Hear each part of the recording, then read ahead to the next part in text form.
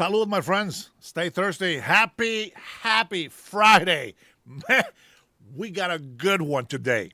Man, we got a good one. You guys are going to either laugh or cry today. I'll tell you that right now.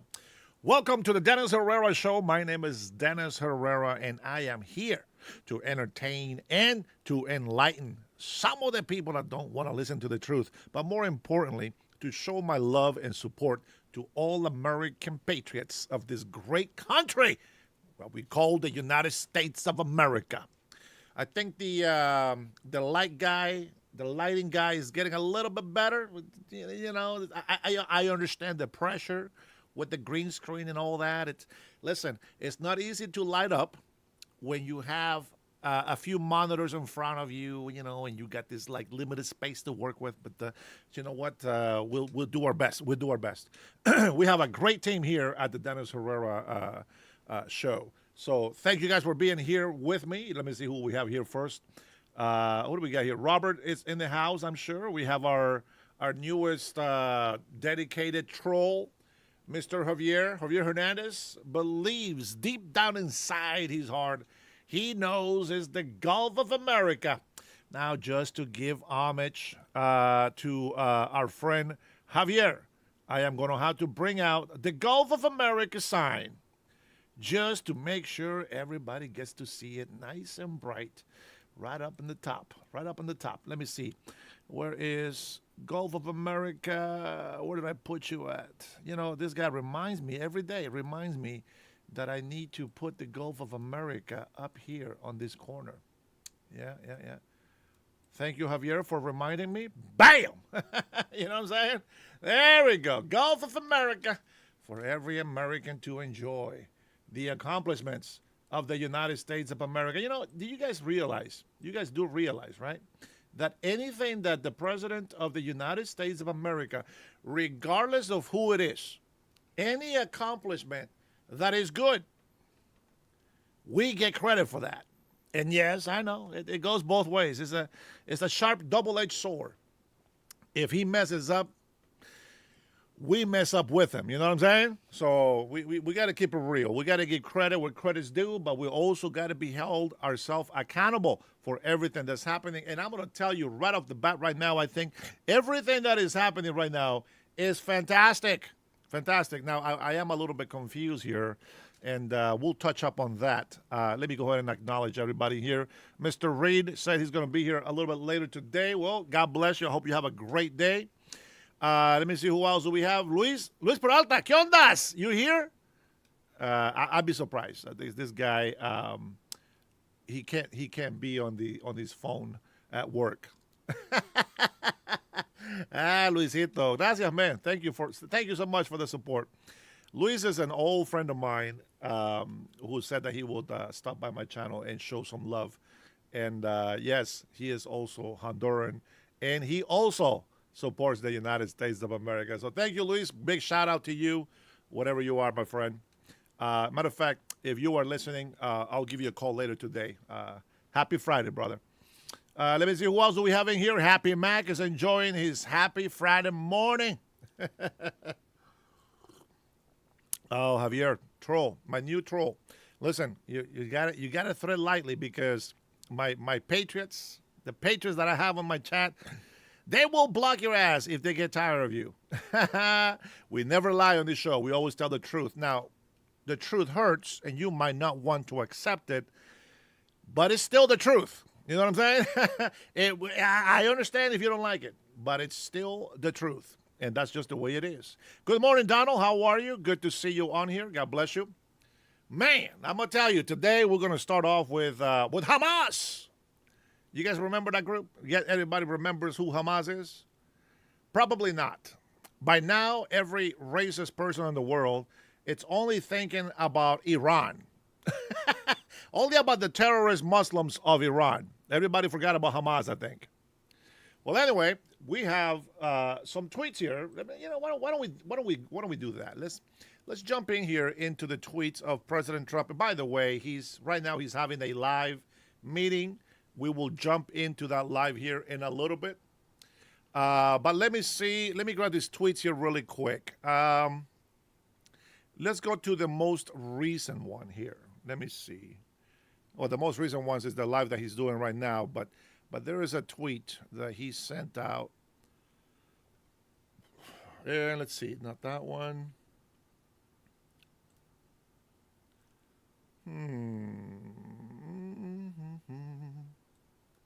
I guess I'm going to have to open up my Truth Social. See if I can get in there. Yeah. Sign in.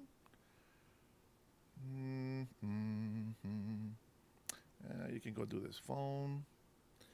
Let me grab this real quick. I like the jam. How do you guys like that jam? That jam was okay? Here we go. 295. I got to get security code enabled to be able to log in. 847. Here we go. Okay, good. All right, we're logged in there. I wasn't going to use it, but you know, the Trump war room doesn't always tweet everything the president tweets. So I will go ahead and let me see. 5 hours ago, today the Board of Peace. Yeah, this is the one that I want to touch up on. All right, let me go ahead and put this on the screen here for you guys to see. Let me make sure that it's a little bit bigger so that you guys can, you know, probably, hopefully, read it with me. Oh, wait, I want to have this one. Yeah, hopefully that's big enough for you guys. And here we go. All right. Today, I don't know who the hell these people are, but oh man, these people, bro. I'm gonna tell you guys, man. All these little updates, you better take them with a grain of salt. All right, listen. I think that should be big enough for you guys to read. Hopefully. Today, the Board of Peace reached a historic agreement for the complete disarmament of Hamas and all other armed groups in Gaza. This is a monumental step forward, lasting peace and security. This agreement is a critical step towards Gaza finally being governed by a new Palestinian government that will work closely with the Board of Peace to help the Palestinian people free Palestine from Hamas. At the same time, Israel will have the security it deserves. They rightfully do. With Gaza no longer used as a base for terror attacks. Sounds so fantastic. I'm excited about this. Do I believe it 100%? No. It is what it is. It is what it is. It is what it is. Dosito in the house.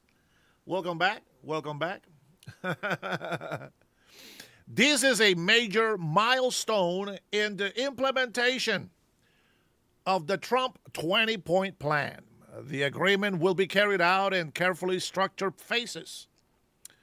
As a disarmament is completed, Israeli forces will withdraw, and the International Stabilization Force will work with a new Palestinian police force to take responsibility for Gaza being safe for its residents and its neighbors. 1 year ago, there was a violent, raging war, humanitarian crisis, and hostages kept in brutal captivity. We have now historic progress, and there is still much work to do. I want to thank the mediators, Egypt, Qatar, and Turkey, for their important efforts, and especially my outstanding team, whose tireless work made this historic breakthrough possible. The threat that emerged from Gaza on October 7th will not be allowed to rebuild. I think it's great. Under this agreement, Gaza will finally be in the hands of a few Palestinian government that serves its people. Congratulations to all on this amazing development that everybody said could never be achieved. Donald J. Trump, the President of the United States of America. Well, well, well. Well, a lot of morons, libtards on the left, were over here rioting and doing a bunch of stupid-ass shit in the United States of America, protesting us, the Americans, as if we are freaking Israel. Protesting us as if we are Qatar, as if we are Egypt, as if we are any of these nations that are denying asylum to Palestinians. They decided to go on the streets of the United States of America and try to make us look like the bad people. As always, they have tried to make Israel look like the bad people as well. The problem with that is that the truth will always come to light. Unfortunately, my patriots, my dear Americans, my dear people with common sense, unfortunately, we have to put up with it.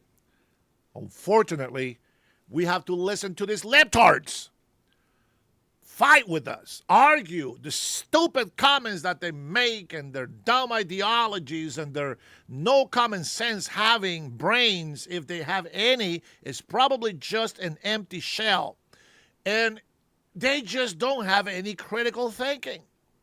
They call us sheep, but they don't know what that means. They are the sheep. They get told a lie and they run with it. They don't research. They don't try to find out if it's true. They don't try to find out what's A and B. They go to CNN and they listen. CNN, CNN, tell me, what should I think? Tell me. We got morons like the guy at the reflective pool back in Washington, D.C. The guy is over there blogging about how they are fixing the pool. It's looking so much better. Algae is being destroyed and the water looks fantastic. The guy says, I think that Trump hasn't done shit and the pool looks worse than it did before. The guy live while we're watching this video here. The guy says, it looks good to me. I'm looking at it right now. I'm looking at it. He said, I'm looking at it. It looks good to me. He said, Have you not been listening to the news? I'm like, bruh, you are watching it yourself. What the hell you mean? You want to listen to the news? What is this shit? You know what I'm saying? Like, where is this guy going with this? It's like, I just don't understand. If CNN doesn't tell me, it's not true. I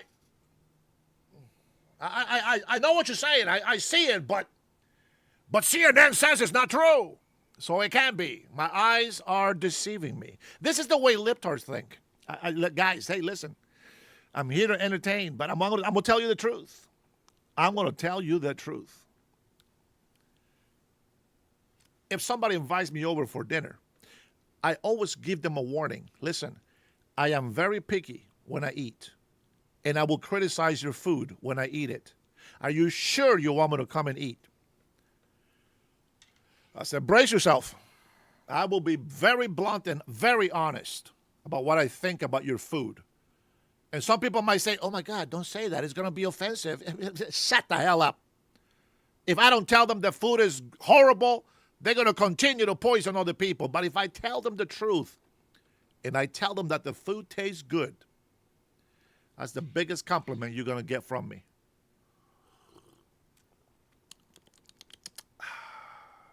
Salud, my friends. Stay thirsty.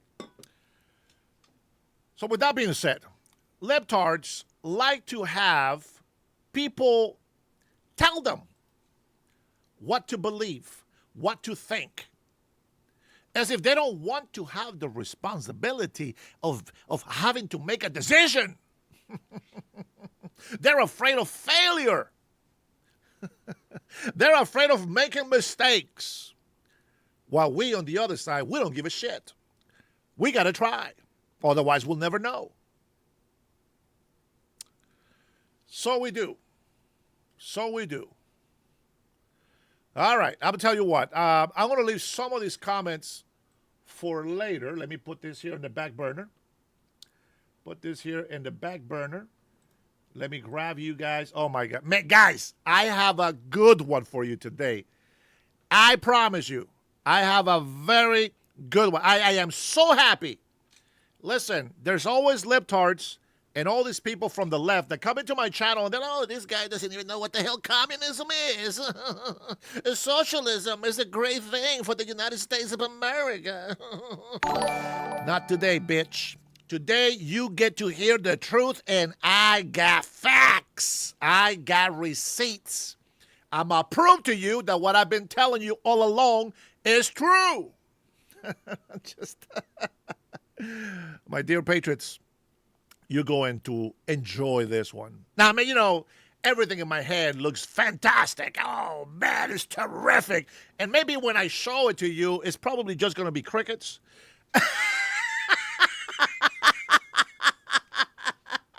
But I can tell you this. Communism is like the Matrix. You ready for this? Nobody can tell you what it is. Nobody can explain it to you. You have to see it for yourself. Oh my, and I'm going to show it to you. I will wake your ass up and I will make you. I won't force you. You have to choose. Do you want the red pill or the blue pill? If you take the red pill, stick around. You're going to find out the truth. If you want to live in your libtard land, take the blue pill and we just forget about everything I just said right now, and you can go back to your fake socialist utopia that you have created in your little peasy brain. With that being said, what's up? Brian, welcome. Welcome back to the Dennis Herrera Show. If you are not entertained, I don't know what else I can do. Are you not entertained? It's Friday, man. What can I say? I gotta get a little bit more excited. You know what I'm saying? Don't see it on the house. Good to see you on here. I don't know why you're not blue yet. You are my brother, and you support me. I don't know why you're not blue. Mr. Cease, or C, is it Mr.? We just call you they, them. We don't know who the hell is Z's. Z's and 5. A green substance. A green substance is a very dangerous substance. We call it truth serum. Be careful, because you're gonna be contagious, and you're gonna be telling the truth to everybody. You gotta be careful with that green substance. You know what I'm saying? All right. With that being said, let me see. Where's my president? My POTUS. POTUS, come on back here. Let me warn you. Be prepared to hear some bullshit. Some bullshit summary. Some bullshit summary before he starts an actual presentation here. Hey, I gotta warn them. I gotta give them a fair warning. It just seems like the libtards, they always forget about all the things that we have been accomplishing. You know what I'm saying? Hey, man, listen. Wildfire's going off crazy. Guess whose fault it is, guys? Did you guys know? They actually know whose fault it is.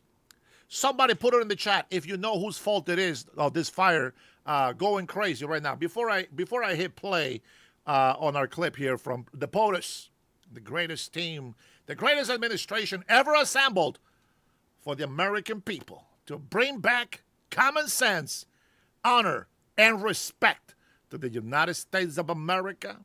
And that is for all American citizen countrymen and those who are here with permanent domicile, resident alien green card holders who love the United States of America. Oh. Have I ever told you? Have I told you lately that I love you? Have I told you lately I love coffee? You fill my heart with gladness. Take away all my sadness. It's my troubles That's what you do. Ah, man. You know why I sing? Just to annoy the libtards that come into our channel. Jim Brand is back. Good to see you, man. It's been a while, brother. It's been a while. Listen, I am so excited. I am so excited that I have old school, and what I mean, not really old school, but the original old school Dennis Herrera show crew of Patriots that come in here once in a while and pop in. And I notice this new trend of Patriots joining us. And I'm starting to see a little bit more fight from the conservatives to the Patriots, from the Patriots giving it to the libtards. I love to see that. I like it when libtards come in here, start lying, and the American Patriots just put them on their place. Not just kick them out and block them, but drop some facts. You know what I'm saying? Drop some knowledge on these fools.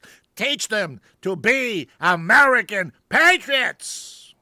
Teach them to love the land that provides for them and their children. With that being said, why don't we get some people in here and just watch this. This is like a magnet. We're going to go ahead and start playing a video from the POTUS, our greatest POTUS, speaking. And watch this. It's like throwing a magnet in a lake and see what happens. Oh, man. Let's see. Richard Tarter. Retarded. Sounds like retarded. Let me see. I'm a 74-year-old progressive woke liberal, snarky Democrat.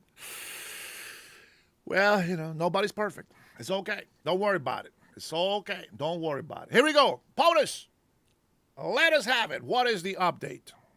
Let's go ahead and listen to the greatest president in American history. I love these Americans. So proud of them. All of them. Thank you very much. This is something very unique. It's Camp David, and this room is a very, very special room. I don't believe the press has ever come anywhere near it, but we are the party of transparency, and we believe in transparency. I think it's good for you to see certain aspects of Camp David. It's a very special place. But it was not, I guess the last visit was with Eisenhower, where they allowed you onto the actual campus. And it's a long time ago, but never into this room. I want to thank all of you for being here. And again, this is a cabinet meeting. It's open. We have done a lot of open cabinet meetings, and I feel it works out very well. Everybody can ask certain questions. We'll let you talk about certain things we can't answer because they're ongoing and very important. But this is one of the most talented teams ever to serve the United States and in the United States government. This is a talented group of people. Let's see, I'll go one after another.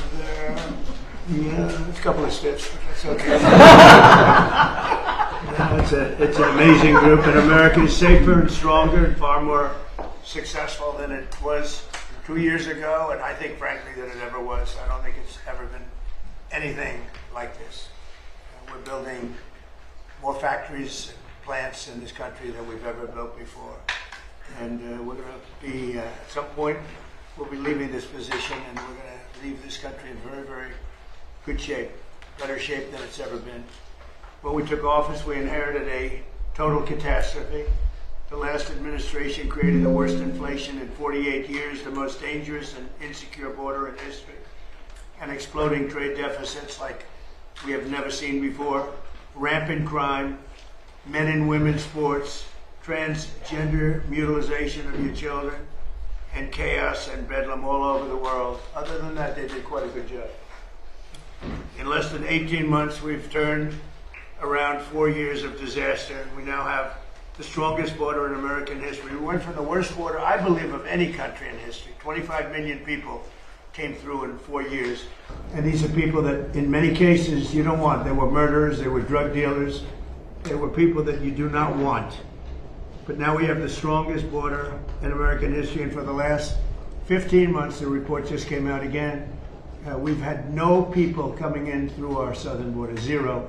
And it's almost hard to say, because you'd say, is that even possible? They had 25 million people came in. We have no people coming in through illegally through our southern border.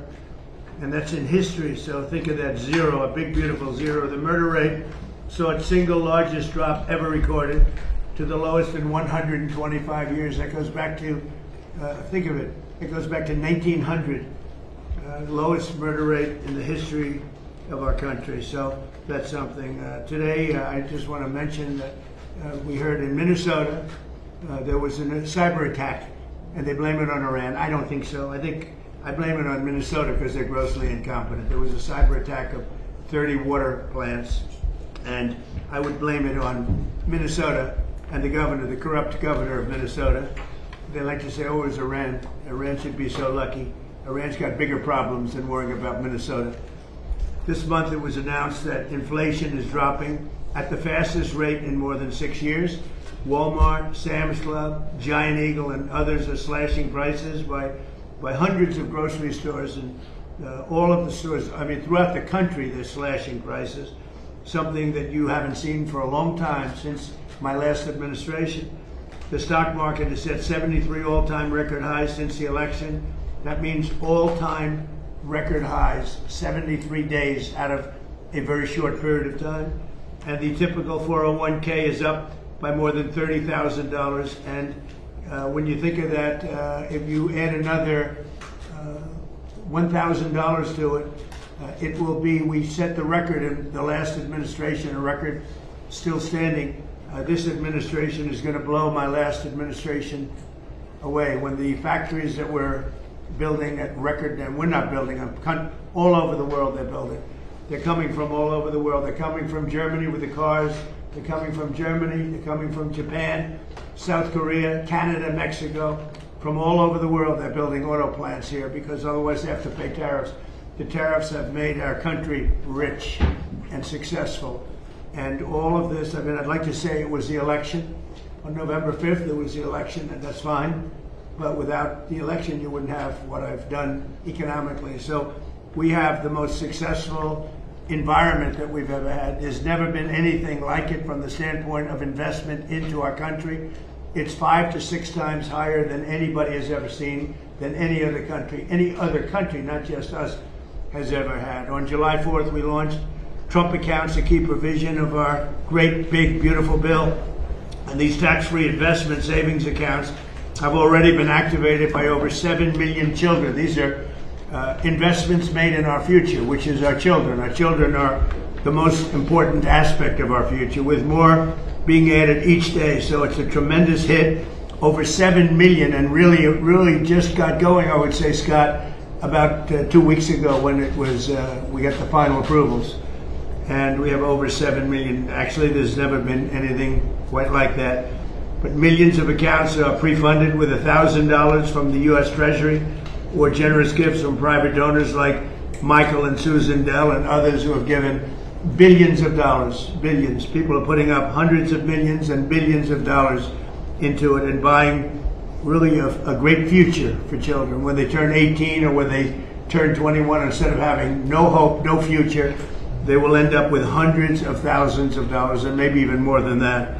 So it's going to be something to see. With modest additional contributions, they'll grow by numbers that should be, it could be over $200,000. We're looking at the timeline. I wish we had an economy like we have now with the stock markets going up, but they will benefit by our country being successful. And we're going to give every child a head start on the American dream. So go to trumpaccounts.gov. They're really something, the whole world's talking about it, and it's far ahead of schedule. Nobody thought it would be as successful as it's been, but it should be.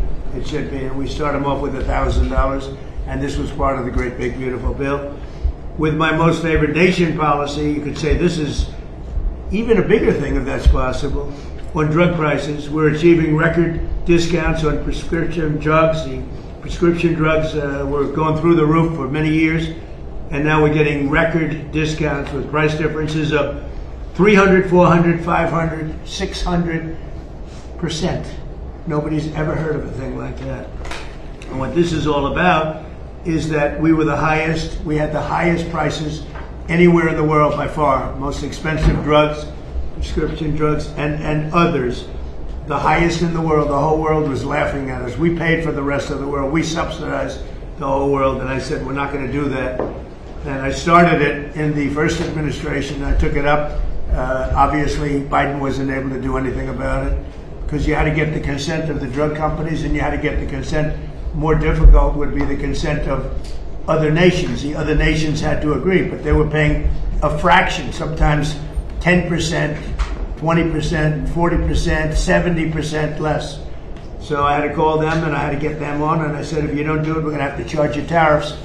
And they all said no at first, very politely said, sir, we can't do that. We're not going to double our prices. They had to double their prices, and in some cases triple their price, and we would come down. So a pill that sold for $10 in Germany would sell for $130 in New York. Same pill from the same company, the same factory, the same plant, same laboratory, from $10, and we pay $130. I say, no. Now the world is a bigger place, so it's not as bad as it sounds for them. So they went up to 20, and we came down to 20. So we now have the lowest drug prices anywhere in the world. We're tied with the lowest, but we're basically its favored nation. So we have the lowest drug prices anywhere in the world from the highest drug prices anywhere in the world. Now, what that does for your health care, I mean, I see these fake polls where the Democrats have wonderful numbers on this stuff, and they are horrible what they've done. Obamacare is a total disaster. It's a costly wreck. It's unaffordable. We call it the Unaffordable Care Act. It's a disgrace. They never even thought of being able to do something like this. They didn't even try. So I got the drug companies first, and then I got the countries. And the drug companies agreed because they knew the countries wouldn't agree. And when I called Germany, France, when I called the UK, when I called all of these countries, I said, you got to do it. It's unfair. We're paying 10 times more than you're paying for the same drug. You can't do this. And they said, well, we're not going to do that because we're going to have to double our price in order to make you happy. I said, no, maybe you're going to have to triple your price. They said, well, we can't do it. I said, that's all right. If you can't do it, then I can't do something also. And I'm going to charge you very substantial tariffs, which are far more than we're talking about. And they all said, we'd love to do it. We would love to do it. It would be our great honor to do it. So nobody else would do this. This would have never happened.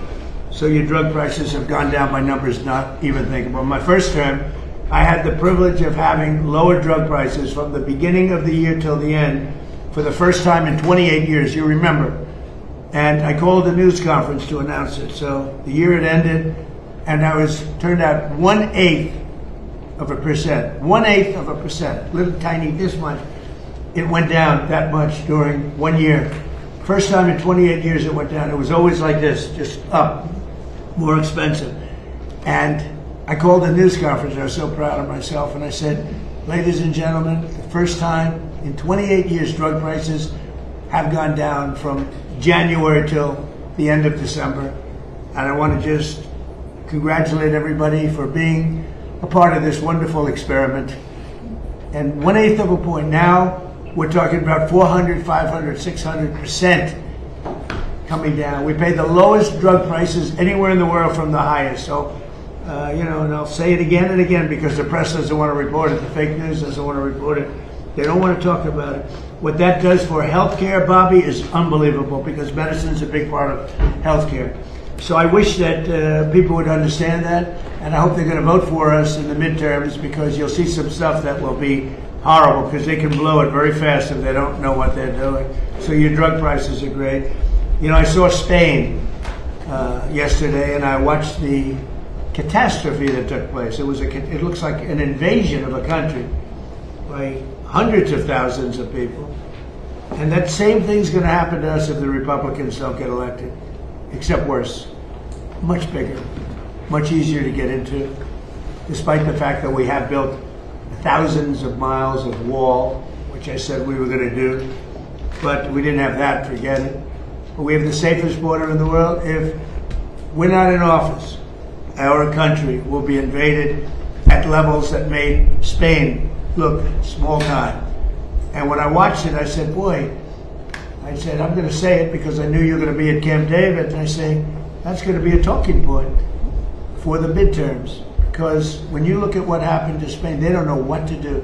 And it's happening again today. They're coming in by the tens of thousands. They're just invading the country. And what that is weak law, bad management, but very liberal law. They passed a couple of laws, and people read. You know, people are smart. They read from other countries, and they swam that 3-mile swim or however they got in, but nobody's seen anything like it. That will look good compared to what's going to happen to the United States. The biggest thing, the worst thing that Biden did is allowing 25 million people into our country, because many of those people are criminals. They're murderers. A lot of them, 11,888. A lot of them are gone now. We got them out.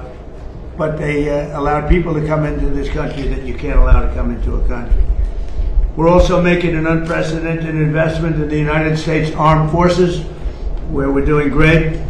And we rebuilt the armed forces. We rebuilt our military in my first term, but we are doing great with our military. They spent a lot of money in our military. They gave away $300 billion worth of ammo and everything else in Biden's term, but we're building it up fast, and we just have a great military. That's all there is to it. But we rebuilt it in my first term, and we're using it in my second term with Venezuela and other places, and Iran now. Iran is doing very poorly. Just in case you read incorrect stories, they're doing very, very poorly. They're having a hard time. They've been very dishonest. They've been very dishonorable to deal with. But that makes no difference. They're doing very, very poorly. We're also making that investment and looking forward to getting $1.5 trillion next year. And people see now how important it is.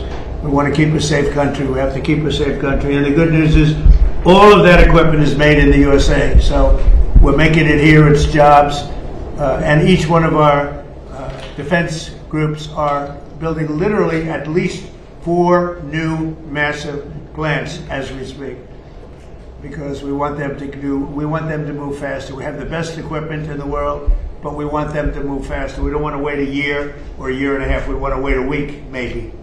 So that's happening, and I think the results are very good. They're building at levels that nobody's ever seen before. And we've had tremendous success, and our military was just proud of it. Again, Venezuela was a one-day war, and we have a great relationship with Venezuela. We're partners with Venezuela now, taking out tens of millions of barrels of oil, and going to Houston, going to Alaska, going to Louisiana, going to different places for refineries, and it's been very much amazing. The administration has done more in 18 months than most administrations have done in 8 years if you had a 2-termer. We've done more in 18 months than anyone's ever seen before. Nobody's ever seen. This is the golden age of America. And we have a war that's going on. I guess you call it a war. Maybe I call it a military operation, because they have no Navy. It's been obliterated. Their Air Force has been obliterated. They have no planes. Their missiles have been largely, they have some left. They have some, but they have far fewer than they had 4 or 5 months ago. Their manufacturing capacity is almost gone. The drone capacity is almost gone. They're very few, but they have some. If they have one, that's too many as far as I'm concerned. But we've done an amazing job with Venezuela. We've done an amazing job here. We're in there for 5 months, and I know people like to say, because we've done a much bigger job, much more important job than we originally anticipated. So we're in there for 5 months, and if you look at Vietnam, they were in there for 20 years. You look at Afghanistan, they were in there for many years.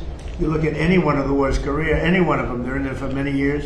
We're in for 5 months, and we have obliterated their military capacity. Again, they've got some left, but soon they won't have some left. So I just want to thank everybody around this table. You've been very special. I want to thank a lot of the media people, because many of you have been very, very fair. That's one of the reasons you're here, frankly.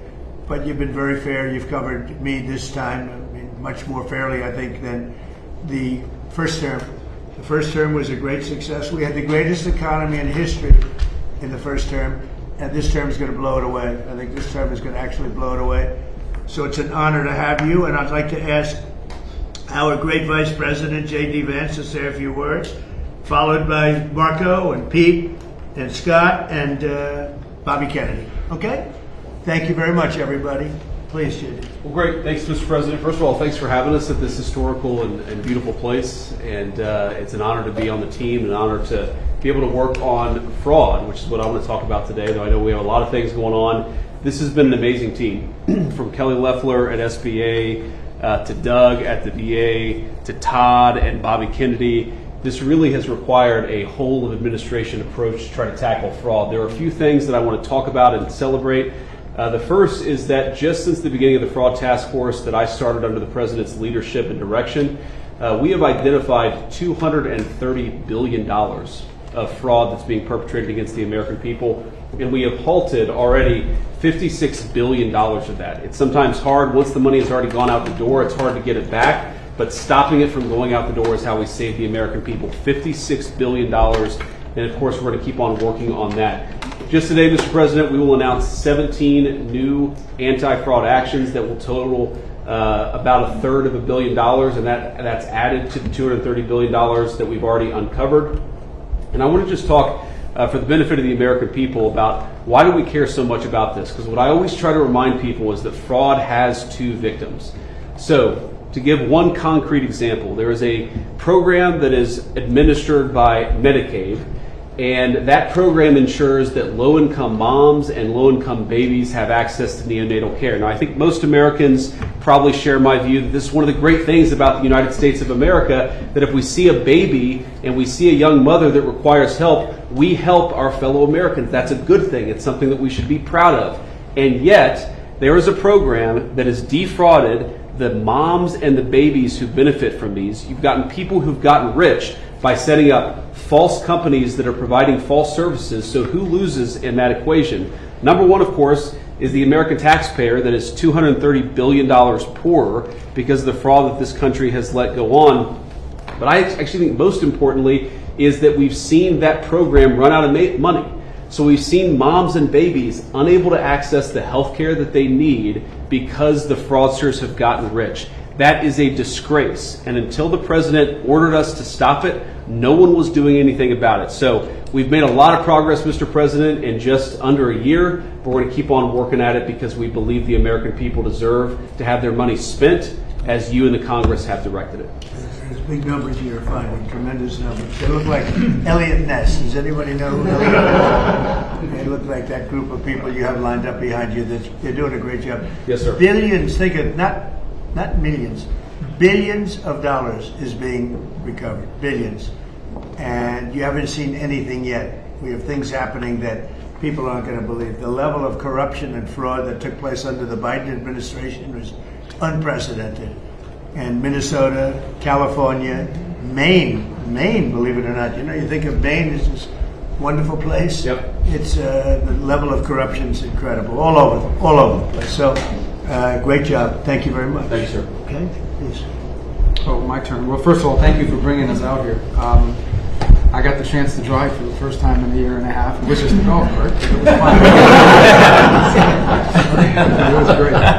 And so just a couple points that we all know. We followed in the news, obviously, the events in the Middle East, and others here can talk about that. Not that they're not important, but there's some other issues happening around the world, Mr. President, that you've shown great leadership in that have not gotten nearly as much attention. I think they deserve to mention today. The first is the International Criminal Court is an illegitimate international organization that, frankly, illegitimate. They've made themselves illegitimate because they claim that even if you're not a member of that court, they can come after you. And what that literally means in the future is that American servicemen, political leaders, and others could find themselves under indictment by this International Criminal Court. If you want to know a little bit about it, Jack Smith used to work there. These are the people that think they can go out and basically indict any world leader and haul them into The Hague. So we tried to get them to reform and listen to us. They wouldn't do it. They're very arrogant. We've now begun an effort to really try to bring that court to heel. By the way, there's no information that they're after me. It could happen. But just so you know, just keep talking about it. I'm saying that means that maybe he's not trying to defend me. He is trying to defend Bibi and various other people. But there are many people that shouldn't be looked at that way. But there is no indication that I'm one of them at this moment. That's right. Well, and I actually think the people who are in biggest danger in our system are servicemen, people in uniform. That they'll try to go out for the rest of their lives, will not be able to travel anywhere in the world with their families because they could be arrested on one of these. Imagine, you're a soldier, you fought in a war, and 20 years later they try to come grab you. So this is a big problem. So we've had dozens of countries already join us in this effort. Since we started 2 weeks ago, 5 countries have already quit the ICC and notified them that they're leaving, and we think there'll be more. The second thing is we had an unprecedented ministerial. 60 countries came to Washington and were a part of an effort where we were shedding light on far-left terrorism and violence. If a bomb goes off somewhere and it's tied to some right-wing group or what I don't consider neo-Nazis right-wing, I consider them Nazis, right? But you're going to get a lot of attention on that. But if it's a leftist group, an Antifa group, that gets no coverage, or they ignore the ideological spin and the ideological reason behind it. So we got 60 countries came up here and hopefully creating a strong coalition to go after far-left violent terrorism. Go after it and call it by name, and I think we're building a very strong coalition there. We've had some successes in the Middle East, Mr. President. As you know, in the diplomatic front, the deal with Lebanon and Israel is unprecedented. President Ayoun was here a week ago. I think that was the first visit by a Lebanese president in over 30-some-odd years. In fact, this is the first time the Israelis and the Lebanese government have spoken at the official level in close to 30 years. And that was thanks to your leadership. A lot of work to be done to keep that peace and build on it, but it's a real achievable. And of course, as you announced last night, Mr. President, this disarmament deal that you brought about with Steve and Jared's work on Hamas is another big step as well. It's something a lot of people thought would never happen. It needs to happen, but the fact they've even agreed to it is a real achievable. Last point is on the Western Hemisphere. For the first time in 15, 20 years, the overwhelming majority of the countries in the Western Hemisphere are now led by pro-American leaders and pro-American governments. It's an extraordinary achievement, all of it happening through virtually every election that's happened in the Western Hemisphere since you were elected president has elected someone who is pro-American. And I think this is an incredible situation. And last but not least, and I have to thank a number of agencies here, particularly the Department of War, after that terrible earthquake in Venezuela, within 36 hours, the full force of the American government was on the ground providing humanitarian assistance. It was a sight to behold. The USS Ford, I think, was in their port. Our Marines and armed service personnel were helping run their airport and their tower. It is one of the fastest, most dramatic, and most effective humanitarian responses, certainly in recent history, if not ever. And they came at the direction of the president. In fact, within an hour of that earthquake hitting, I remember because I was overseas, the president called and said, make sure we go in there and help these people recover from this. And we did. And thanks to your leadership, Mr. President. It's a great story. Enough needs to be told about it because the credit goes to so many agencies represented here today, but really the Department of War's effort was phenomenal. So thank you. Thank you very much, Marco. And just before we continue, I want to just congratulate Jay Clayton. He's with us today, as you know. He's had a big victory. He's going to do a fantastic job. He's only done his whole life has been about doing a fantastic job. So congratulations.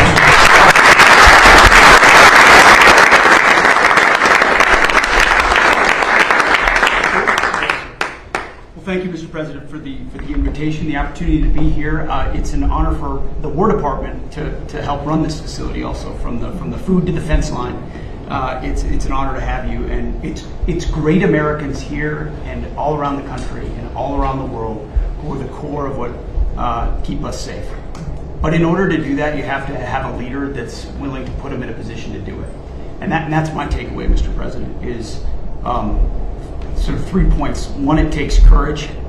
2, it takes restoring a spirit, which you have done. And 3rd, it takes investment, and not just an investment, but a generational investment. And I think people miss that. The courage it takes to seal the border, to say we're going to do it, and we're going to do it every single day, and we're going to do it on behalf of the American people. The courage to bomb the Houthis and say we will maintain freedom of navigation. I wonder why they're not involved in this conflict, the Houthis, even though they're a proxy of Iran, because they've felt the weight of American power for 45 days, and you had the courage to do that. The courage to do Midnight Hammer and conclude the 12-day war by obliterating their nuclear sites. Something other presidents had the option on their table to do, but they never pulled the trigger because of the complications, because of the challenges, because of the risk. Courage.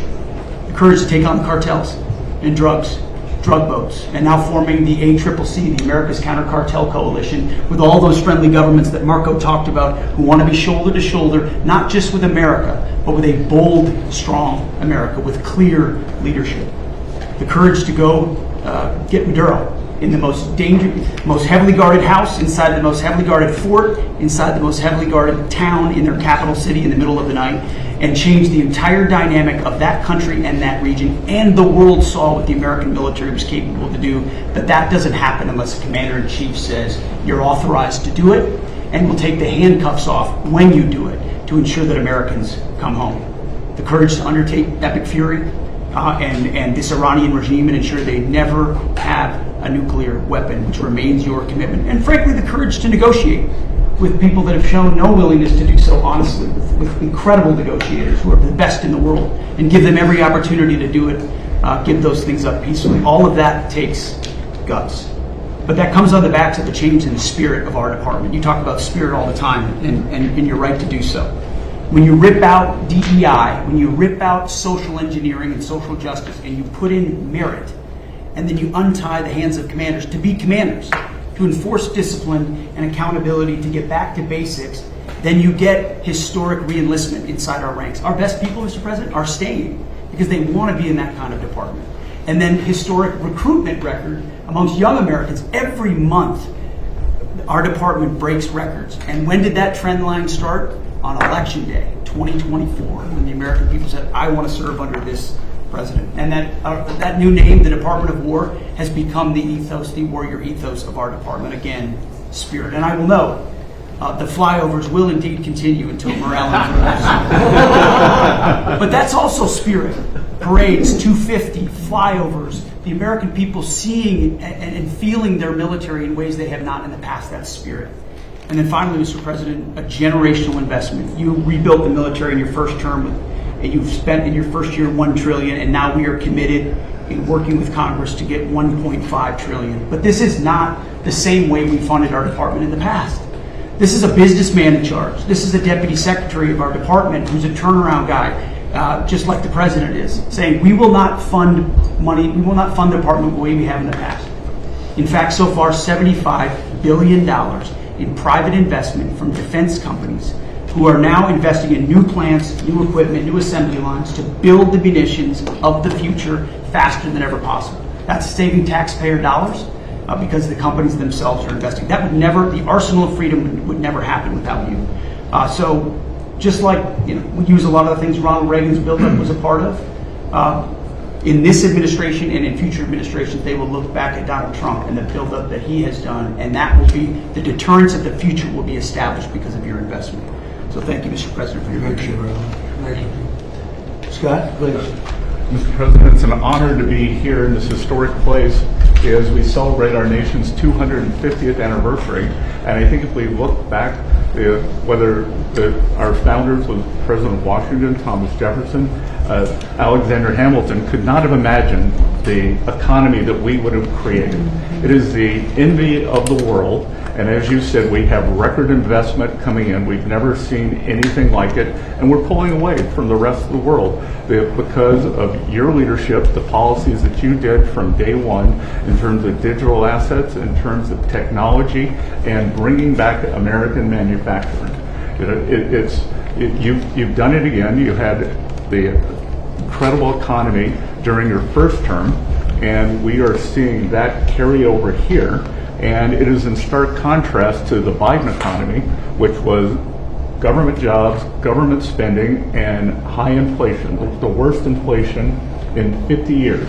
And with the working families tax cut, which I will add, every Democrat voted against. Every Democrat voted against. It is the perfect barbell for this economy. On one side, you have full expensing for factories, for equipment, for farm structures. On the other side, your four signature policies, promises made, promises kept, no tax on tips, no tax on overtime, no tax on Social Security, deductibility of auto loans if you buy an American-made car, and the Americans are starting to feel it. Core inflation is low, consumer confidence is strong. We have the highest consumer confidence, came up today, in 5 months, and Main Street is back. Small banks are lending, thanks to your policy. Small banks, community banks are lending again, and the Americans are starting to feel it. As you said, These Trump accounts are the most successful program launch in government history.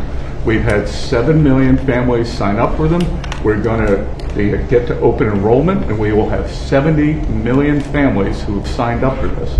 38% of American families, households, have no exposure to our great equity market. And thanks to you, we're going to have an ownership society. An ownership society. You were one of the first presidents to create assets for the American people, not more debt. We had the biggest tax refund season ever. Trade deals, tax cuts, energy dominance, and the regulatory efforts.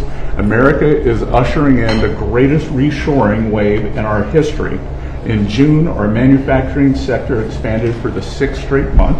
We've got construction jobs, and those are going to lead into manufacturing jobs. We've got Main Street prosperity.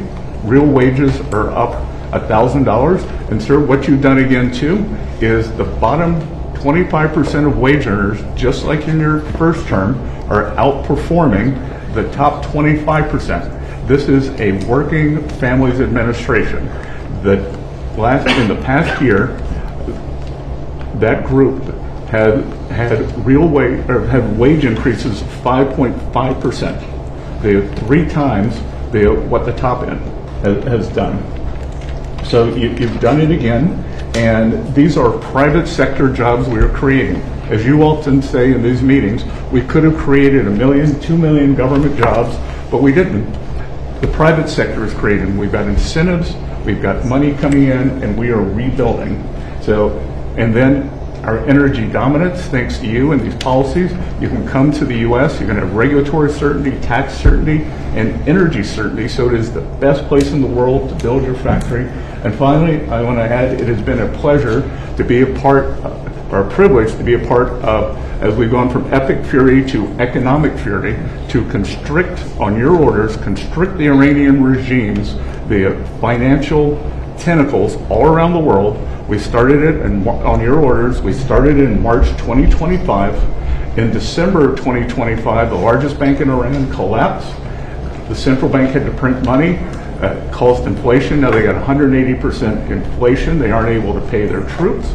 And on your orders, we are searching for their assets all around the world, and that money will go to the Iranian people, Americans who have been harmed by the Iranians, whether the USS Cole or the barracks in Lebanon, or it will go back to when the Iranians attacked these ships coming out. So it's been a privilege to be part of that, and I look forward to the rest of it. Thank you very much. And I want to just add that today there are more people working in the United States than at any time in the history of our country. We have more people working today, and we'll think of that number. I mean, more people working today by far than at any time in the history of our country. So it's been something very, very special. Bobby, please. Thank you, Mr. President. Let me just take a moment to take note of the historical significance of this occasion. Before the press came in, you asked all the cabinet members who had been to Camp David before, and I think about 3/4 of them had. I raised my hand, but I haven't been here for 62 years. I came here on weekends, as many weekends as we could between 1961 and 1963. My father loved this place. My uncle loved this place. Nobody knows about this because it's not in the history books, but he was resentful at Dwight Eisenhower for renaming it Camp David. And he intended, if he had made it to his second term, he was going to rename it Shangri-La, which was the original name that Roosevelt had named it. But my uncle prided himself on being the most open, transparent administration in history. He was the first president to have televised press conferences. During his 1,000 days in office, he had about 30 press conferences. You, Mr. President, had press conferences every day. Nobody's done anything like that. And here you've opened the inner sanctum of the presidency for the first time in history, and I think that's a beautiful thing. Because you also face, although you gave these guys a lot of compliments, the most hostile press corps that any president in United States history I was trying uniformly. So, anyway, I'm going to talk just briefly about a subject you alluded to. which is the MFN, and just so everybody has the background, you were here to every president promised to fix that disparity between what we pay and what the other developed countries pay. When you came into office, the list price for Ozempic was $1,350 for Americans. You could get it at any pharmacy in London, Hamburg, Frankfurt for $88. And this, every president, President Bush, President Biden, President Clinton, President Obama, have all promised to fix this, and none of them did anything. You fixed it. But today,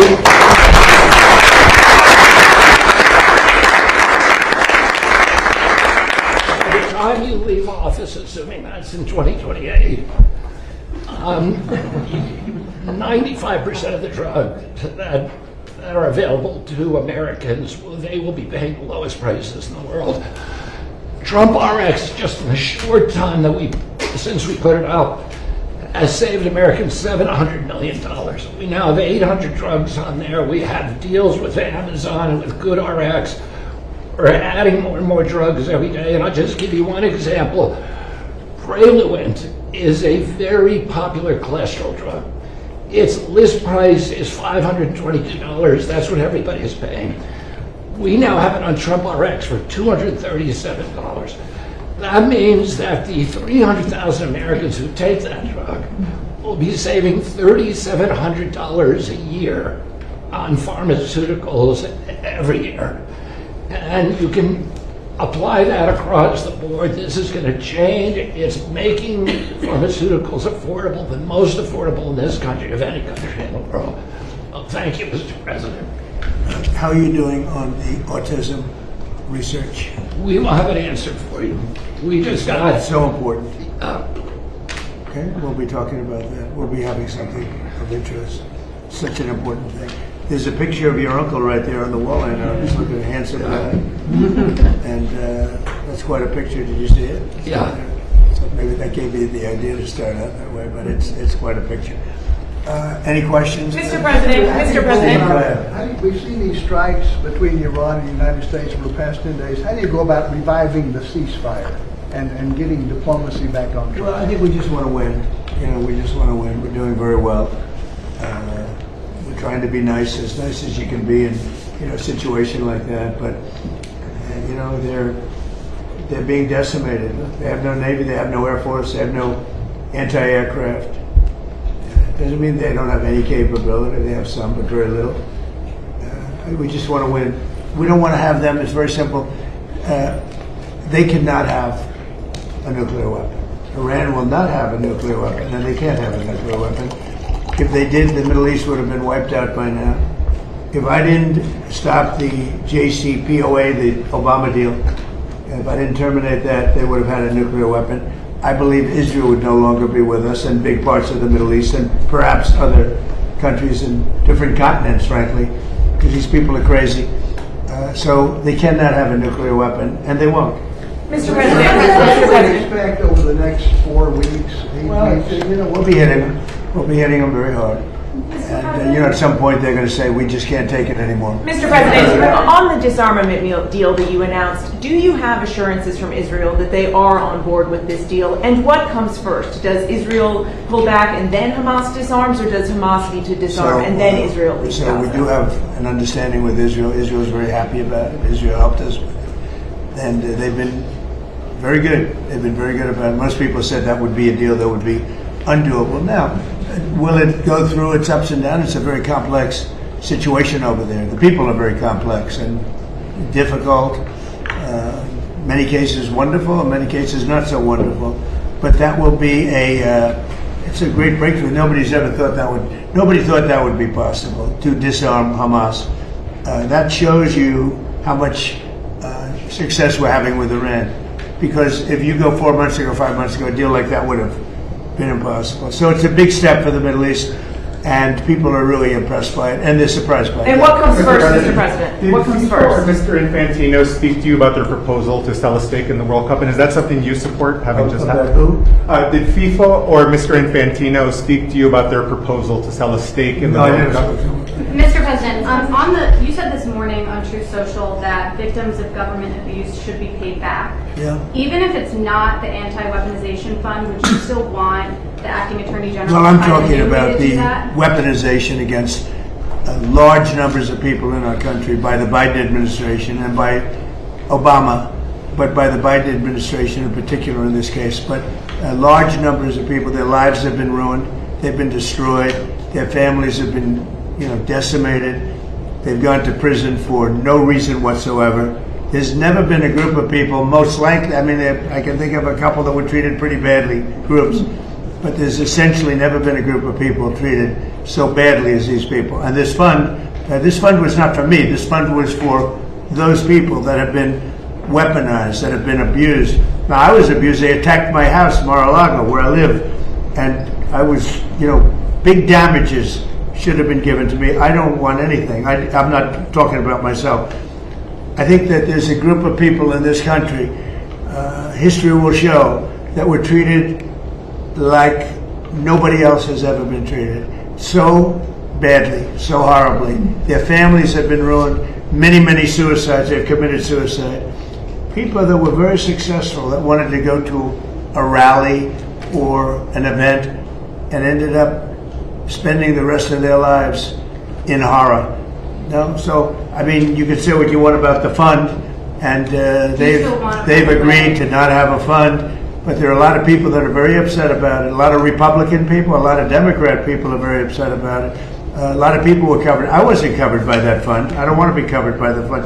I probably was abused more than anybody in the history of our country. But I wasn't looking for that. But there were a lot of people, and I'll tell you something. Todd Blanche is a very, very good man, and he shouldn't be in the middle of this. He should get approved, because you will never get anybody like him. You're never going to get anybody. And to make him a pawn in this whole thing, this is being done by a senator, and I don't really blame him, to be honest with you. I endorsed his opponent, and as soon as I endorsed his opponent went through the roof, and he won the primary election in Texas for the Senate. And the man that lost, the man that I didn't endorse, has become very angry, and that's okay. I understand that. I probably would do the same thing. You want to know the truth? I think I do the same thing. Mr. President, on that though, do you agree, just to be clear, do you agree with the acting attorney general that the anti-weaponization fund is dead? And why not just put that in Well, it writing? is dead, but I wish it weren't, to be honest with you. I think people were horribly treated, horribly abused. This has nothing to do with Todd. This was me. Horribly abused, and I'd like to see them compensated for the pain. They lost their families. They committed suicide. Many people committed suicide. They went down for an innocent journey. And I'm not only talking there, I'm talking about not even having to do with that. The way they were treated. The Biden administration and the Obama administration weaponized government and destroyed lives. Are you willing to accept limits on the scope of the audit immunity deal in order to get Attorney General Blanche confirmed? Well, no, he should be approved forthwith. You're never going to get a person like that. Everybody agrees to it. Don't forget, Senator Cornyn thought he was phenomenal until he lost. When he lost, is that a correct statement? You come from Texas. He thought this was the most incredible person. And then when he lost, he lost because of me. I endorsed somebody else. And as soon as I endorsed the other person became a rocket ship upward, and he lost. And, I think I'd be the same. But would you I shouldn't say that, but I'd be upset also. And so I fully understand it. He shouldn't be that way. I shouldn't be that way. But he is that way. He's become a very angry person, and I understand. You have a couple of others that I've caused their defeat too, and you'll probably hear from them too. Yeah. Mr. President, back on Iran, there was a report that you got a proposal from the military to go big and hit them hard over 10 or 14 days. Well, we're going big. Are you going to consider? We've already gone big. Look, what's big? They had 159 ships. That was their entire Navy, 159. Their entire Navy is laying at the bottom of the sea. I'd say that's going big. They had 200 airplanes. They're all gone. Every one of them. They're not one airplane. They had anti-aircraft weaponry, very good, but it didn't work. and it's all gone. Their radar is all gone. Their leaders are all gone. Everything's all gone. But they'll fight onward. Mr. President, on Ukraine, you said the other day that you're not sure about whether to grant Ukraine the Patriot missile license that had been discussed. Do you want to see more from Zelensky before you take that action? Well, it's a big step. Look, we have the greatest weapons in the world. We have the greatest drones in the world. People don't know that. We have the greatest weaponry in the world. We have, in the case of President Zelensky, he'd like to have some Patriots. He'd like to have some Tomahawks, which are, lethal, one offensive, one defensive. But when you give somebody the right, very complex weapons, by the way. I mean, the Patriot, as an example, the other day you read that 5 missiles were shot. They were going 8,600 miles an hour. Think of it, 8,600. Now a car, if you go 60, it gets to be a little faster. If you go 100, 8,600 miles an hour. And they were big missiles. And they were shot at Jordan. And our guys were there. Bing, bing, bing, bing, bing. 5. Bing, bing, bing, bing, bing. Right? I don't want to be biting. I had to be very careful. That would have been a great soundbite. Right? There were 5 missiles, and we shot all 5 down before they got close. Nobody else has that capacity. These weapons are incredible. We have to be very careful about letting somebody build them. It's very important now. We are building many plants now to make those, and the Tomahawk missile is the most incredible thing. It can go into a doorway. You can put it through a window of a house. Nobody's ever seen anything like it. You have to be very judicious, but you have to be very careful. Now, we have not agreed to that. We're talking about it, but it's a hard thing to give away that kind of technology. And I don't think this would ever happen, but those people that you give that technology, they can someday turn on you. That is possible. You look at war, it's happened a couple of times over the years, right? So we have to be very careful. I mean, we guard that. We have the greatest military in the world, but we have the greatest weapons in the world. Now we have to make them a little bit faster because we've given a lot away. President Biden, unfortunately, gave a lot away to Ukraine.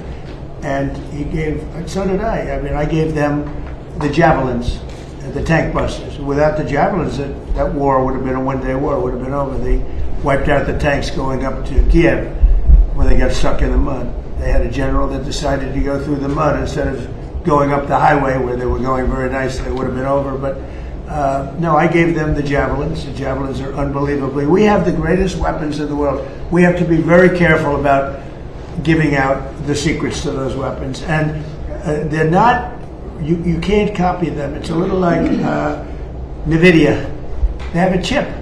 They say you cannot copy it. The complexity is so great you cannot. Most things you copy. China's known for it. Other countries, we do something, and I guess we copy also.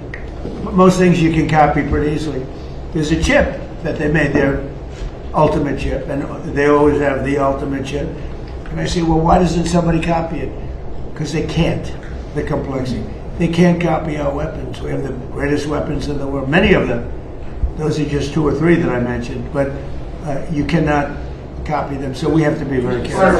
Sir, as Hamas disarms as part of this plan, who do you see as taking possession of those weapons that they had? Does that go to the new government? It's going to be the Board of Peace, mostly. It's going to be run by the Board. This Board of Peace has been it's led by some amazing people.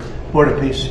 Mr. President, you said they do have some capabilities left. Yeah. Should Americans be prepared for these back and forth attacks to continue until Iran simply isn't able of striking back? They'll get weaker. They'll get a little stronger maybe now, but they'll get weaker and then they peter out.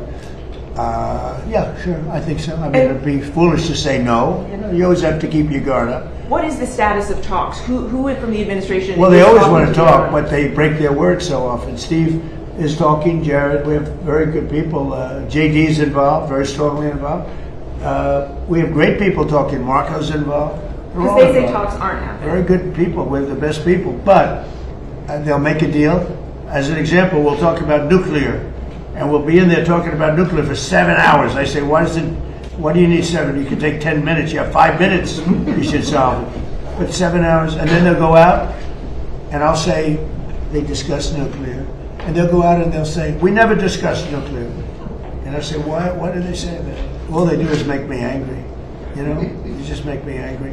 Any other questions? Do you still believe that you can reach a deal with Iran, given that you talked about? Yes, you can. I mean, look, I'm losing faith in them because they do lie and they do misrepresent. Well, the other day, the 5 missiles were shot.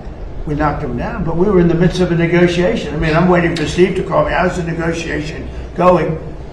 And instead, I got a call from Pete that they just shot 5 missiles at one of our bases in Jordan. You know, we have bases in Jordan. Fortunately, our people operated the equipment. It's also very complex to operate. You know, you talk about the equipment. It's you have to be, oftentimes you see, where did you go to school? MIT, Caltech. I mean, you know, they go to schools that are not as normal for the military, to be honest with you. We have unbelievably brilliant people operating that equipment. And when you don't, you know, the equipment, the shots miss, the safety misses, or the accuracy misses. We have unbelievable people. Think of it, we had 111 at one point, a couple of months ago. 111 over a short period of time, missiles were shot at the Abraham Lincoln aircraft carrier. Great, beautiful ship. One of the most beautiful ships to me, design-wise. 111 missiles going out. Out of the 111 missiles, 111 missiles were shot down quite a bit earlier than they got. I mean, long before they got there. They were shot down. It was almost, in a couple of cases, they were shot down almost as they were taking off. It's incredible technology. So you have a ship that costs billions of dollars, and you have missiles heading to it. 111 missiles were shot down, routinely shot down. And I spoke to the people. I like to reward people. I call them up. I'm the president. And they were cool as a cucumber. Mr. President, the last 2 weeks of strikes by CENTCOM has said that those were meant to degrade Iran's ability to disrupt the Strait of Hormuz. How many more strikes will it take to significantly? Well, you never know. Look, I mean, most people would have given up by now. You know, they've got no Navy, they got no Air Force. Most people would have given up. They haven't. So I give them credit for that. I mean, they're known as being tough. They're tough. Back on Ukraine, what did you tell President Zelensky about the Patriots? Did you explain all that to him? I did. I spoke about Patriots. I spoke to him about Tomahawks. Spoke to him about everything. I also spoke to him about, let's get this war over with. So last month they had 25,000 people. It's averaging about 25,000 people a month die. Mostly soldiers. Almost entirely, but you know, missiles are hitting areas also, but mostly soldiers. They had 25,000 soldiers. The month before that it was 32,000 soldiers. I said, you got to get this war over with. I think he wants to make a deal, and I think Putin wants to make a deal. But there's a lot of dislike, as you probably noticed. He seems very reluctant to make concessions, President Putin. Well, nobody wants to make concessions, but they're both going to have to make some concessions. I mean, you got to make a deal. 25,000 young, beautiful people, soldiers, mostly soldiers, are dying a month. It's. I ended 8 wars. That was the war I thought would maybe go first, and it really hasn't. It's gone last. I mean, I ended wars that were, in theory, much more difficult to end. We had a couple that were into the 30-year category. Well, the Congo. Look at the Congo and Rwanda. That was our nasty war, and they have peace. I don't know how long that one's going to stay, but we ended India, Pakistan. 11 planes were shot down. That was raging. That was gone. I used tariffs. I said, if you're going to go to war, 250% tariff to each of them. And they screamed and yelled and were very angry. They were both angry about it. And a day later they called and they said, we will not go to war. But I ended up, and the Prime Minister of Pakistan said I saved 50 million lives. Because that's 2 nuclear powers, serious nuclear powers. Thank you very much, everybody. Thank you. Enjoy campaign. Thank you, guys. I don't. No, I think that Minnesota is behind it. You know who's behind it? Minnesota, because they're grossly incompetent. I think the governor's behind it. I don't think there was an Iranian cyber attack. I think that Minnesota ought to get its act together. It's one of the worst run states. JD will tell you. We found tremendous corruption in Minnesota. Yes, sir. And by the way, just gave me a report. Massive massive future things having to do with corruption in Minnesota are happening right now. Thank you. Have you talked to Senator Fetterman about leaving the Thank you, guys. Thank you. Thank you. I love watching how they get they get deported from the room. Exit, come on, move along, move along. Okay, guys. Don Mitch in the house. How are you, big bro? I think I said hello already. I don't know. It feels like I say hello to you guys every day. So if I miss saying hello to you, I apologize. That's just the way it is. I really want to know why the hell my face is so red. It's supposed to be orange, like our great POTUS. You know what's crazy? It's, I am putting these. Here's a video of an update, right? Because the libtards, they keep saying, lies, lies, lies. They don't pay attention to what is being said. And because they come in just with this natural TDS, this hating Trump, that they don't use their critical thinking to say, okay, besides hating Trump, what the hell is going on in our country? You got to be able to question. You got to be able to think outside the box. Okay, what is going on? Okay, okay, let's hate Israel. All right. And now what? Now that we hate Israel, now that we have no money for Israel, now what? I want to know from the libtards. The thing is that they don't have an answer. But now what? Now that we got rid of Israel, who is now in charge? Who are the big players? I'm telling you, Americans, don't let the fools and the legacy media lie to you, and all these corrupted Democrat politicians in office lie to you that helping Israel is the worst thing that we can do, because it's a total bullshit lie. 100%. If we get rid of Israel as our friend, forget about Iran and any of the Arab nations working together with us. I guarantee it. I guarantee it. Whew! Man, what a great day today. I'm going to tell you that right now. What a great day. Let me see. Let's go ahead and continue reading our True Social here, because I got a couple of more messages from the POTUS. I read to you the most important one. I'm going to go ahead and read another one. And let me make sure that I put this on screen for you guys big enough so that you can follow with me. There we go. Here we go. All right, I think that's big enough. Now, for all the libtards that come in here, stop being an ass on the chat. I wish that you would stop being an ass on the chat, because you're not being productive. You're not giving us any facts. You're not giving us any data. For example, shut the hell up, Jack Me. How's that? You see what I'm saying? Like garbage like this. These are the trolls that I don't care for at all. But there is other trolls that come in, and they come in actually arguing with a good point.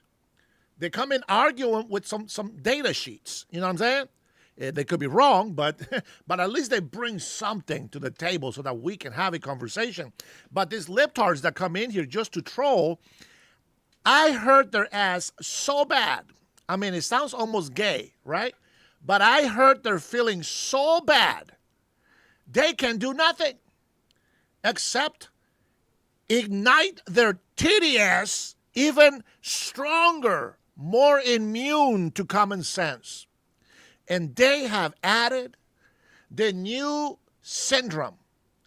It's called the Dennis Herrera Show syndrome. They just can't handle the truth.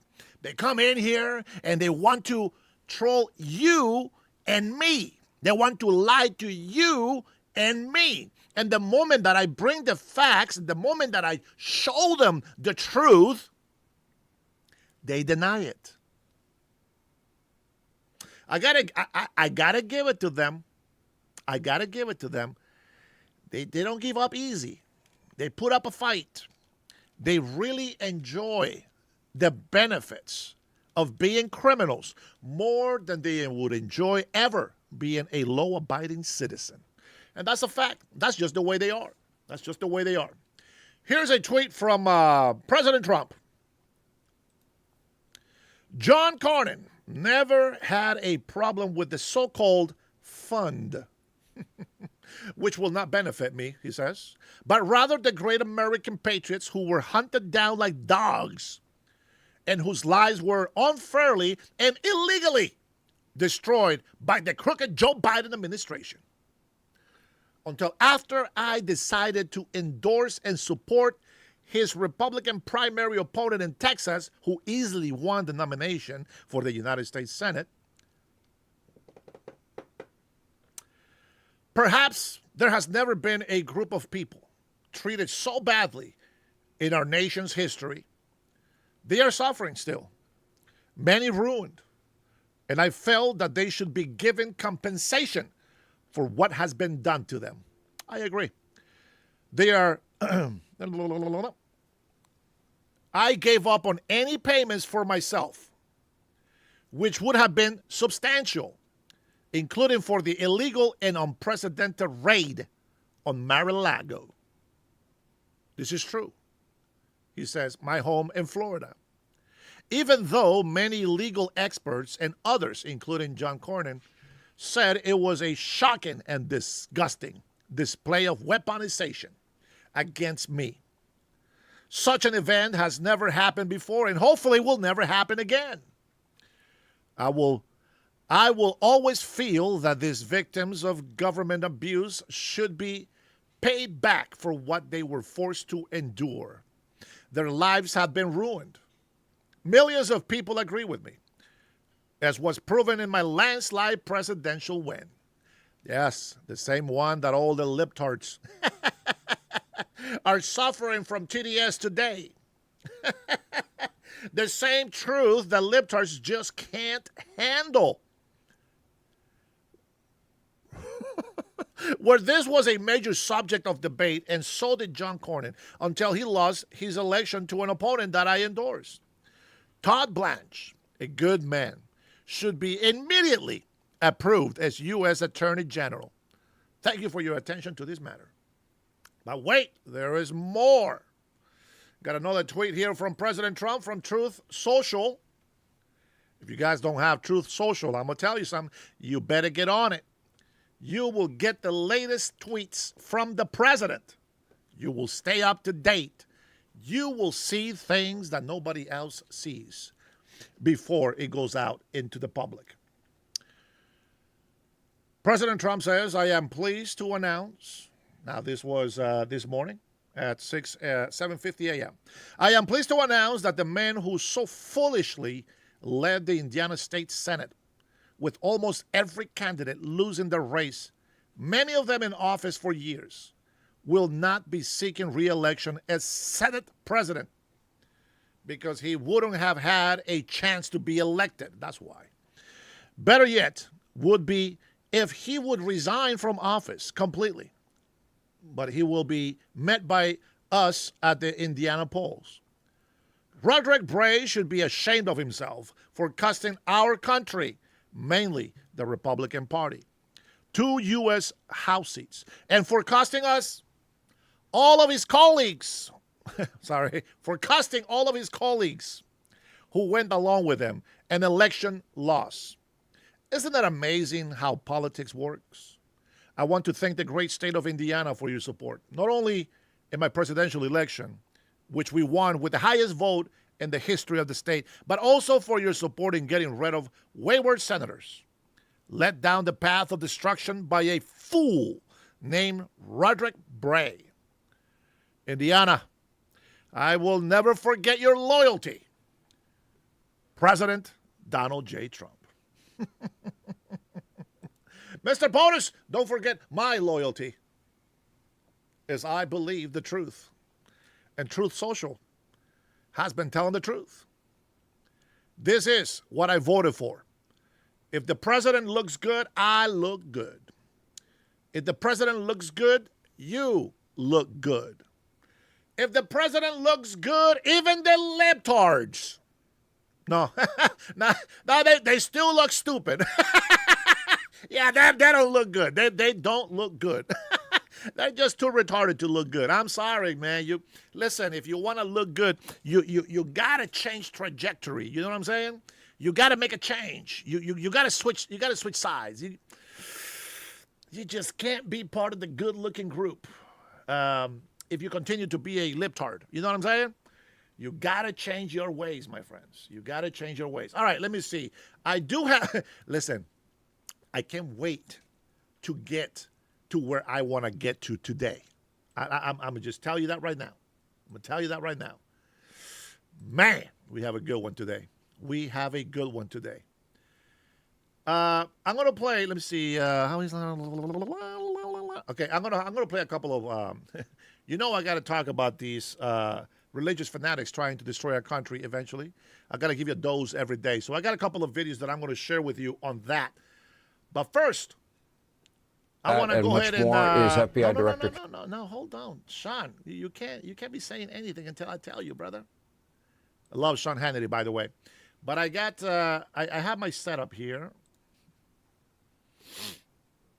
I want to touch base on some of the things that we have already heard about, the tweet that I just read to you, but we're going to go ahead and touch up on some of these things that I'm waiting for. Here, I want to start off with Jesse Waters primetime. Jesse Waters is hot. He is hot. He is on top of things. And we're going to take a listen to it in case you missed it. In case you missed it. Brought to you by Fox News. Nah, I'm not sponsored. But if you're from Fox, get in touch. Man, here we go. Let's go ahead and listen to some Jesse Waters updates. He's given the libtards some advice. You can't win an election without men. It's funny, last election was you can't win an election without women. Well, now they're getting rid of the men. And I will say this, I am very proud of the Democrats because I have believed that every male that is on the leftist side is a pussy. They are all overgrown manginas. But I have good news for you guys, to all my American patriots. About 70% or so of male Democrats disagree with those retards. So there is some hope yet. Only 20% of them are pussies as of right now. Let's hope that this actually is true. Go ahead, Jesse, lay it on us. Hunters on the warpath. The target, same as the commies. I'm not running for anything, so I can say whatever the I want. And here's what I think. I think Chuck Schumer's a piece of and that he my dad over. Nancy Pelosi at the time also was involved in that. And so I don't have anything nice to say about it. We're not fans of Nancy. And I'm supposed to be the guy that says, bro, it's like listening to Joe Biden 20 years ago. Oh, but you know what? What Nancy Pelosi has contributed to this country and to the Democratic Party, I'm not supposed to that, man. Biden Jr. slashing attacks are drawing blood. Schumer's already wounded, and Hunter's laying the wood to him on Barstool. That's going to get traction with young men. The Democrat Party can't afford to lose any more men. More on that later. Schumer deserves whatever's coming to him. You know what I'm saying? And I'm not talking about death. I'm not talking about violence. I'm talking about political destruction, okay? No violence. Let me be clear. All the shit that I talk on my show, it is not to provoke violence of anything. You know what I'm saying? I'm just saying. Whenever we say somebody's going to be tore apart, we're talking about politically, all right? Okay, just I want to, disclaimer, no violence. Generals are being disrespected. The revolution's coming right at them. Trump has turned it into the single most profitable scam of his. Please sit down. Please sit down. How dare you talk about corruption? How dare you talk about corruption? Thank you for your diatribe. Now, let's continue. Let's continue and let the people didn't come to hear you. The Hamas wing wants Chuck's head on a platter, and Hunter's bringing the machete to the fatwa. The party stabbed his dad in the back but left the son alive. The mainstream media won't put him on. He's banned. And being banned makes you look dangerous, and danger sells. He's a threat to the machine, and he's not a communist. He's carving his own lane. You know who stood with my dad? 100%. Black caucus, Hispanic caucus, the progressive. Black caucus? That is crazy. I never thought that Hunter Biden will say that, but I guess now we know who stood with Biden, the Blackhawks. That's just how it is. I guess now it makes sense. Caucus. All of caucus. the constituent. My bad. My bad. The Black caucus. Caucus. It's my accent. I apologize. Parts of the Democratic Party, which are the base, whether you like it or not. But you know who didn't stand with him? The editorial board of the New York Times, the Pod Save America guys, David Axelrod, Rahm Emanuel, all of the technocrats of the Democratic Party that don't have any feel or touch for the actual people that actually organize and vote. But they speak for them all the time. So that part did piss me off. Respect is everything in politics. But when you lose power, you lose respect. So the party's dragging Joe's name through the mud because it cost them. People want fighters. I think President Biden and Kamala Harris lost the last election because nobody believed that they were fighters. At least they believed Trump was a fighter. He'd fight with a fire hydrant just for the fun of it. Hunter Biden's a scrappy cat. A source told me a story about him. He was walking with his brother Bo on a college campus. Some guy poked his head out of the second story of a fraternity house, started yelling at Hunter, "F you, your dad sucks." Bo said, "Don't do it, Hunter." Next thing you know, Hunter runs to the house, climbs straight up the facade, grabs a kid from his collar, throws him down from the second floor window, and just pounds him. It happened so fast, no one even knew what happened. And then they went to the bar. The Democrats could use someone with some animal instincts. And as it relates to Donald Trump, him, his sons, his daughter. I mean it, all of them, the whole family, down to the grandchildren. I hope for the rest of time that I am on this earth, that their names will live in ignominy. Democrats are banking on a bruiser. That's not Mamala. And knee pads, never been in the ring with anybody legit. So the party is so weak, it's a turnoff. A new Quinnipiac poll says only 20% of men approve of the Democratic Party. It's basically a bachelorette party. They're loud, little annoying, and spends everybody else's money. You can't win an election without men. Sorry to break it to you, but we're half the vote. Kamala, AOC, guys don't go for that. You can't forget about the fellas. If you're a Teamster driving a truck out of, up in Lackawanna County in PA, is that, you can vote for Joe Biden because he's probably just as confused as you are about transgenderism, and he's not going to shove it down your throat, okay? And he's going to support your union, and he's going to make it. But really, I think people miss that about that. Like, this focus on 0.2% of the population is insane to me. Like, leave him be, man. Like, Jesus Christ, must be hard enough already. Like, just leave the be. Hunter wants to throw woke overboard. Pennsylvania is the Keystone State. It's the key to the Democrat comeback. When Democrats win it, they win the White House. Scranton Joe Jr. gets it. And so does Senator Shrek. Do a bunch of people sit around the room and say, how much kind of crazy we cram into our platform? And now it's like, oh yeah, let's abolish everything. When a child is 3 years old, you know what their favorite thing to do is? Break stuff. They like the sound it makes. They like watching the pieces scatter, hear it shatter. It's fun. It's cause and effect. They're realizing that they have the power to break stuff. Makes them feel good. They like breaking better than building. Communists are at that stage developmentally. They want to abolish the presidency, the Senate, Pentagon, police, prisons, and of course, ICE. I think that ICE should be abolished, and that the people at the head of this agency and the people that are shooting people en masse, the ICE agents that are killing people should be prosecuted and held accountable under United States courts of law. Let's be clear about who we're ascribing criminality to. Communism's pretty simple. It's just turning everything upside down and watching it break. It's a revenge against America. They want to arrest the man and open up the prisons.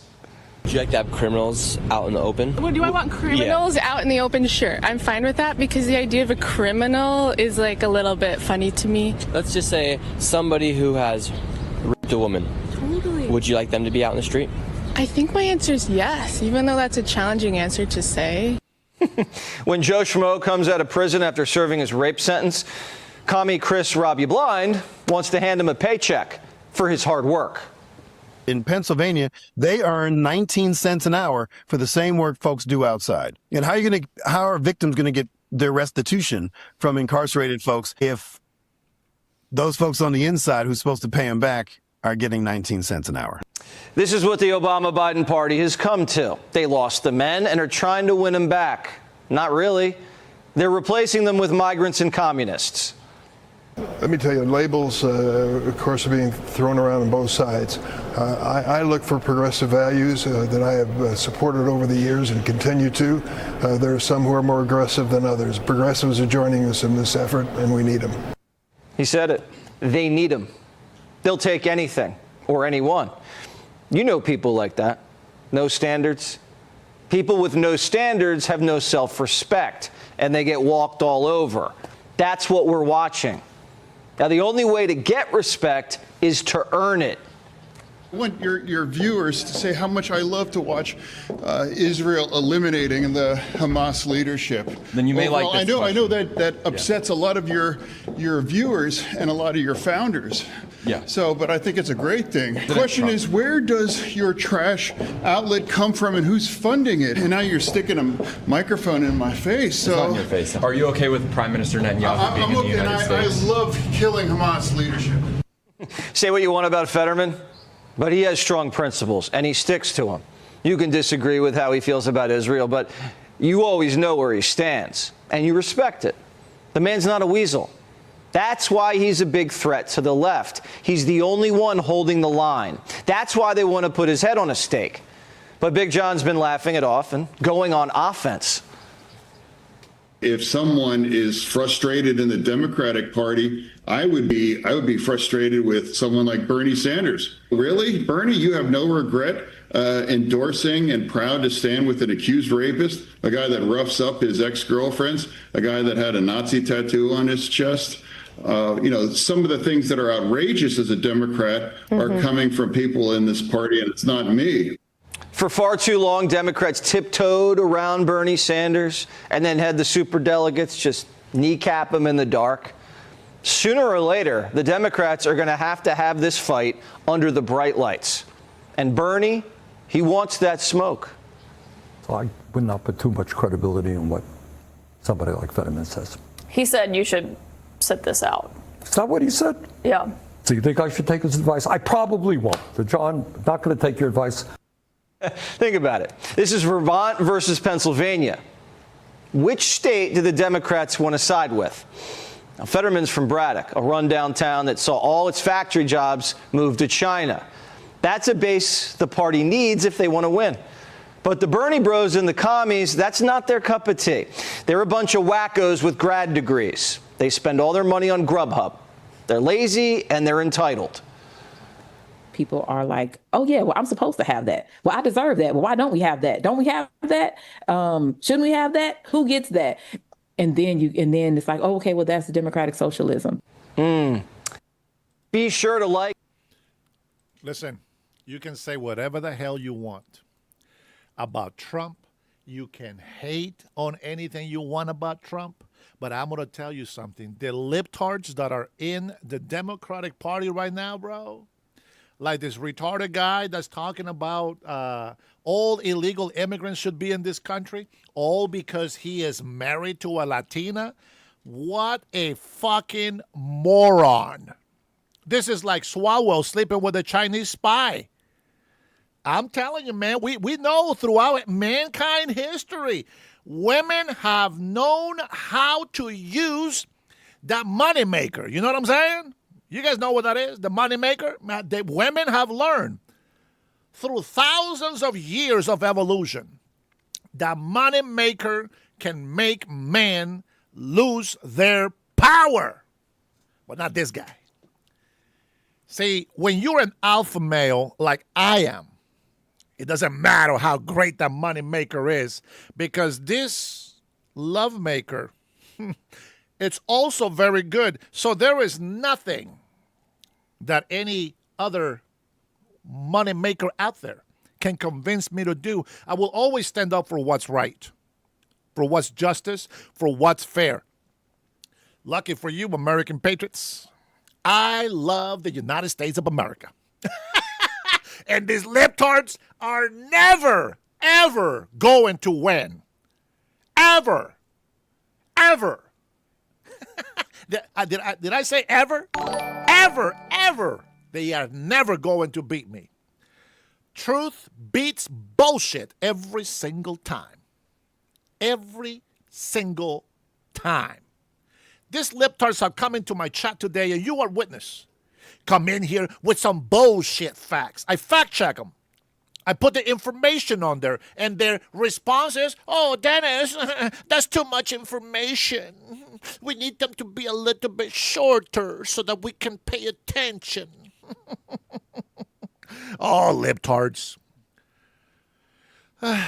You libtards are so fucking lazy. You can't even read a little bit longer. You just want to be told what to do, how to do it, when to do it, and what it's for. Like, you guys have no brain. No brain. I'm going to tell you, man. I'm going to tell you. I can tell you all the truth. But as the saying goes, I can only show you the door. You have to walk through it. You know what I'm saying? Listen, and I dare say this. I dare say this. Conservative males, you are all alpha dogs. You know what I'm saying? You guys are all alpha males. Everybody's supporting the libtard side, even though they say, "Oh, I'm not a Democrat. I'm in the middle." No, you're still a pussy. You are a beta. Every single libtard is a beta male. We're going to start with Kramis. Kramis is a beta, one of the biggest pussies that have come on to the Dennis Herrera show chat. You know, when you lose my respect, you lose it completely. I'm going to tell you, I can be your best friend or I can be your worst enemy. It's just a fact, baby. It's just life. It's how life works. Kevin knows what I'm talking about. Right, Kevin? All right. Listen, pay attention. We got a lot of good shit to cover today. I'm gonna tell you that right now. Yeah, we got some clips that you might not like. You know, it is what it is. We got some clips that you might not like, but we still have to cover them because that way we can say we said it. We told you the truth. We were letting you know this whole time. See, even Kevin says they are all Buddha. Every single libtard is a pussy. It is. They are. What they have is what we call this big, huge manginas.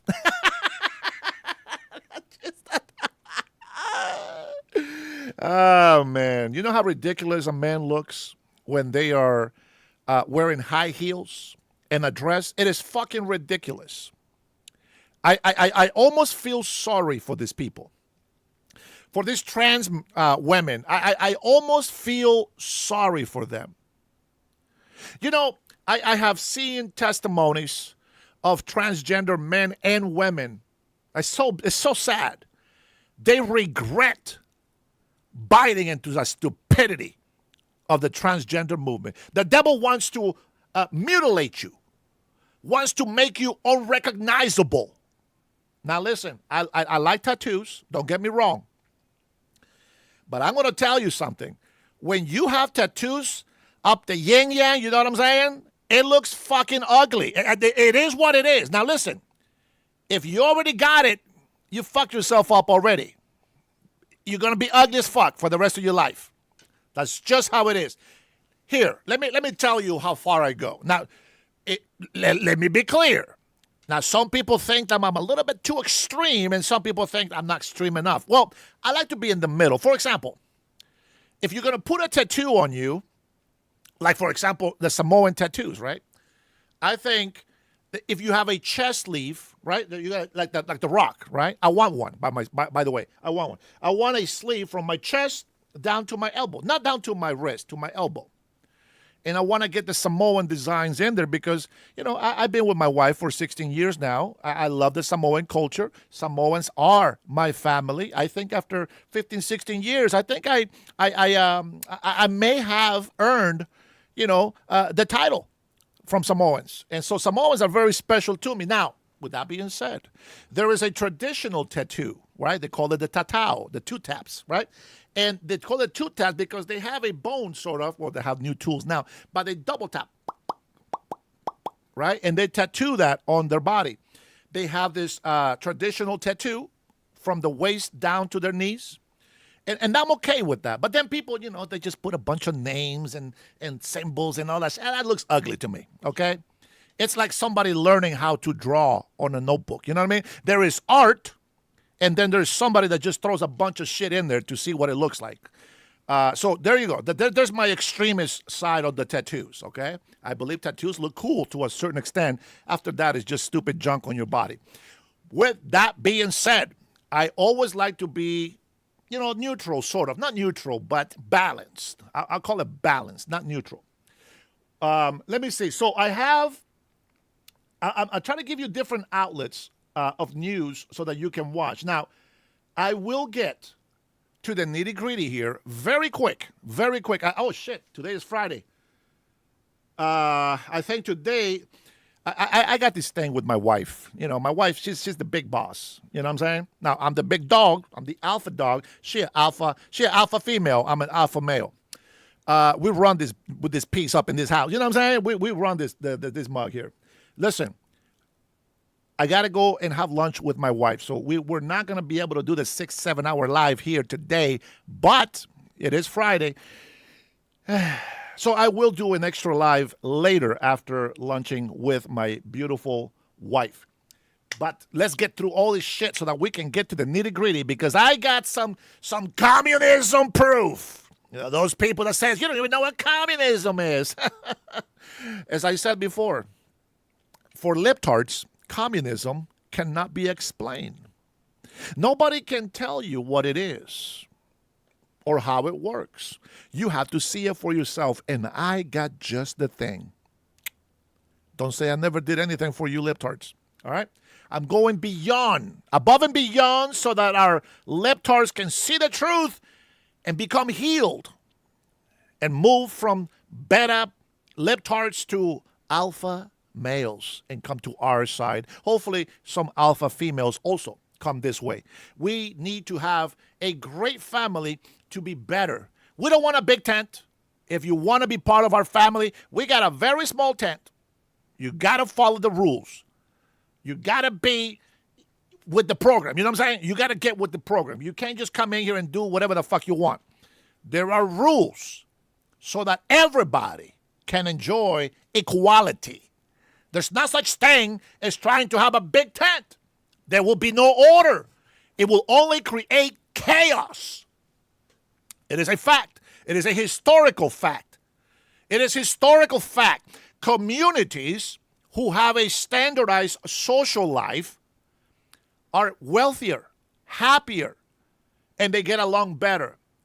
Communities that allow all kinds of different mentalities. And I'm not talking about the good mentality. I'm talking about allowing criminals, allowing illegal immigrants, allowing corrupted politicians, allowing people that break the law, allowing people that don't like others, allowing selfish-ass people that all they want is take from somebody else. We don't need that shit. Our tent is too small for fucking people like that. That's why the left is getting fucked up right now. Every single day, the Democratic Party looks more and more ridiculous. It's unbelievable. Before we get to the next clip, how many here, just put a 1 on the chat, how many here ever watch He-Man? How many? Masters of the Universe. How many on the chat have watched He-Man? Masters of the Universe. All right, put a 1 in the chat if you have watched it, if you've seen it. Now the story that I remember is this. Prince Adam from Eternia. He's got this buff, muscular body because he's tough. He's a prince, and he was trained on the military fighting skills and all this stuff. But he always had to play this dumb weakling, because he had to hide something very important, which is the power of Grayskull, which he carries within him. Well, let me tell you something. I watched He-Man. Listen, if you haven't watched it, I think, I don't know if it's on Prime. Might be on Prime or Paramount. I can't remember. If you haven't watched it, listen, I'm going to prep you. I am going to prep you. It is exactly what the libtards are. I kid you. They destroyed our cartoon. They destroyed our manly man. They made Duncan black. I mean, I like the actor, by the way, but I'm just saying. They made Duncan black. His daughter's still a redhead for some reason. A white redhead. And they made He-Man, of course, they can't compare the muscles, so he doesn't have that much muscles. But the guy was so weak. It wasn't a pretend weak. You know what I'm saying? And watch how it translates. It's like this. No, there's a no. There, no. It's just a libtard He-Man. Yeah, he's got a mangina. They cut his balls off. She-Ra is the cousin, I believe.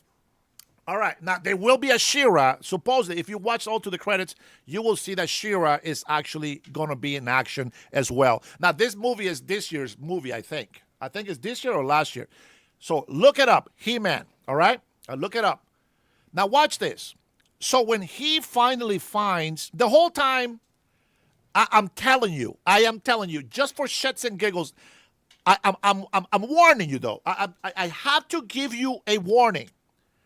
You have to prep yourself. Oh my God. You really have to prep yourselves. Okay? You have to prep yourselves. Oh my God, bro. It was torture, but I loved He-Man when I was a kid. You know what I'm saying? In the 80s, He-Man. But, well, number one, let me give you a little disclaimer. I only watch He-Man in Spanish. So he will do this. He will grab his sword and he'll say, "Por el poder de Grayskull, ya tengo el poder."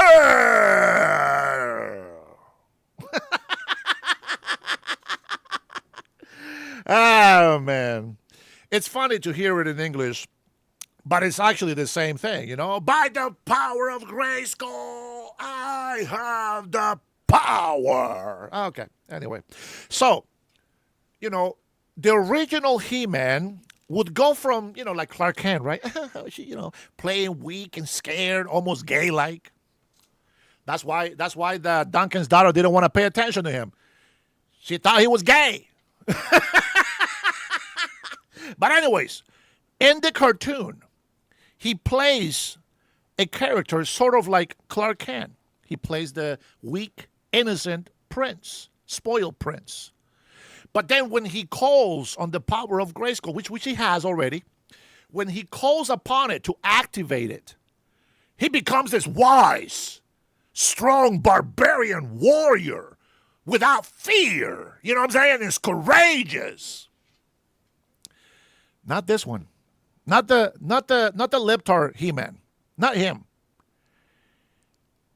Just when you think, shit, here we go. This is what we've been waiting for. Half of the movie.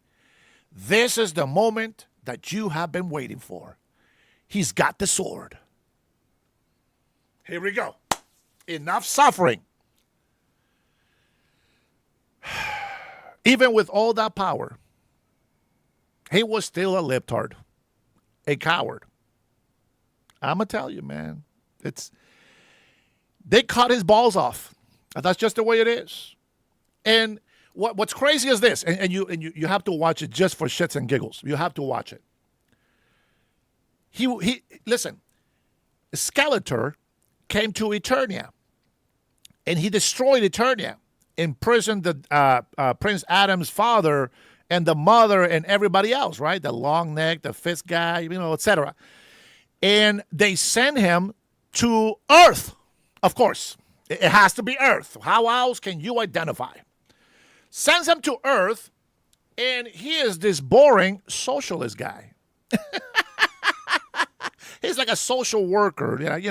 He gives advice to people who are their feelings have been hurt, sort of like a therapist, like a shrink type of thing. But he's just a social worker, is what it looks like. So he gets in trouble because he keeps drawing the sword that he believes that he is He-Man from Eternia.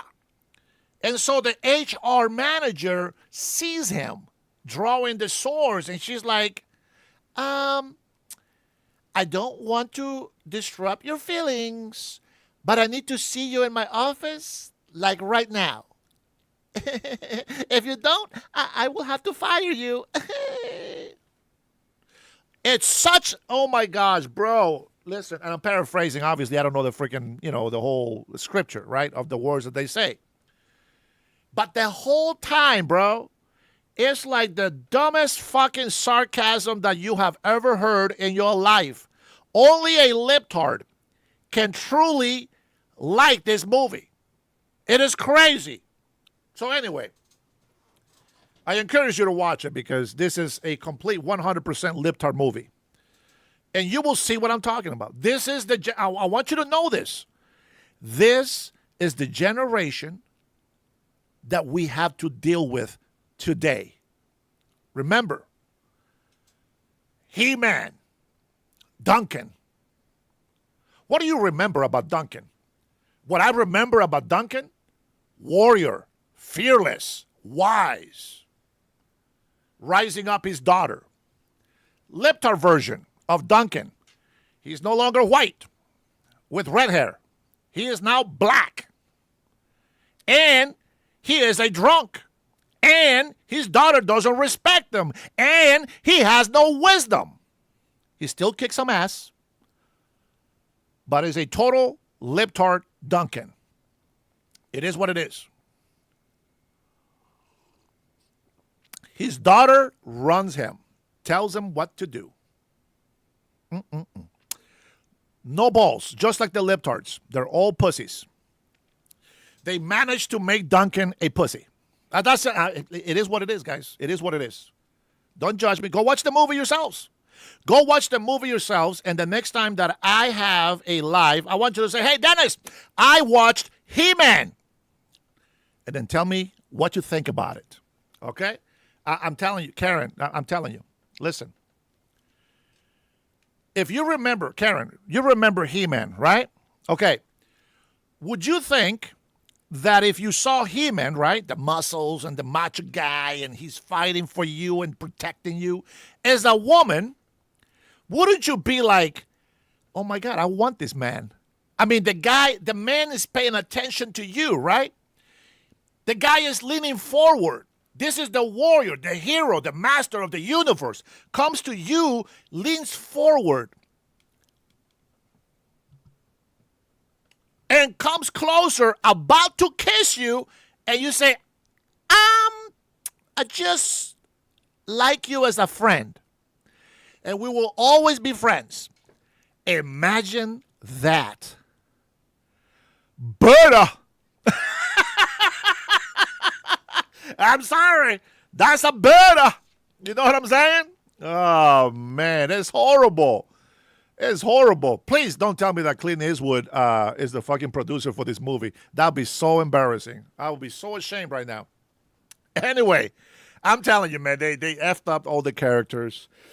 It's funny, right? Because, well, back then, you know what I'm saying? I'm sure you was hot when you was young. We were all good looking when we were young, I know. But now that we get old and ugly, we still don't know because we're all old and ugly, so we think we still look good. You know what I'm saying? But I'm going to tell you something. The biggest turn on for an alpha male, and tell me if I am wrong. Tell me if I am wrong. The biggest turn on for an alpha male is a woman who treats them like a king almost. A woman that has brains, that has common sense, that will help conquer their home. Would be what is the word in English? The equal help. I think that's what's translated to English.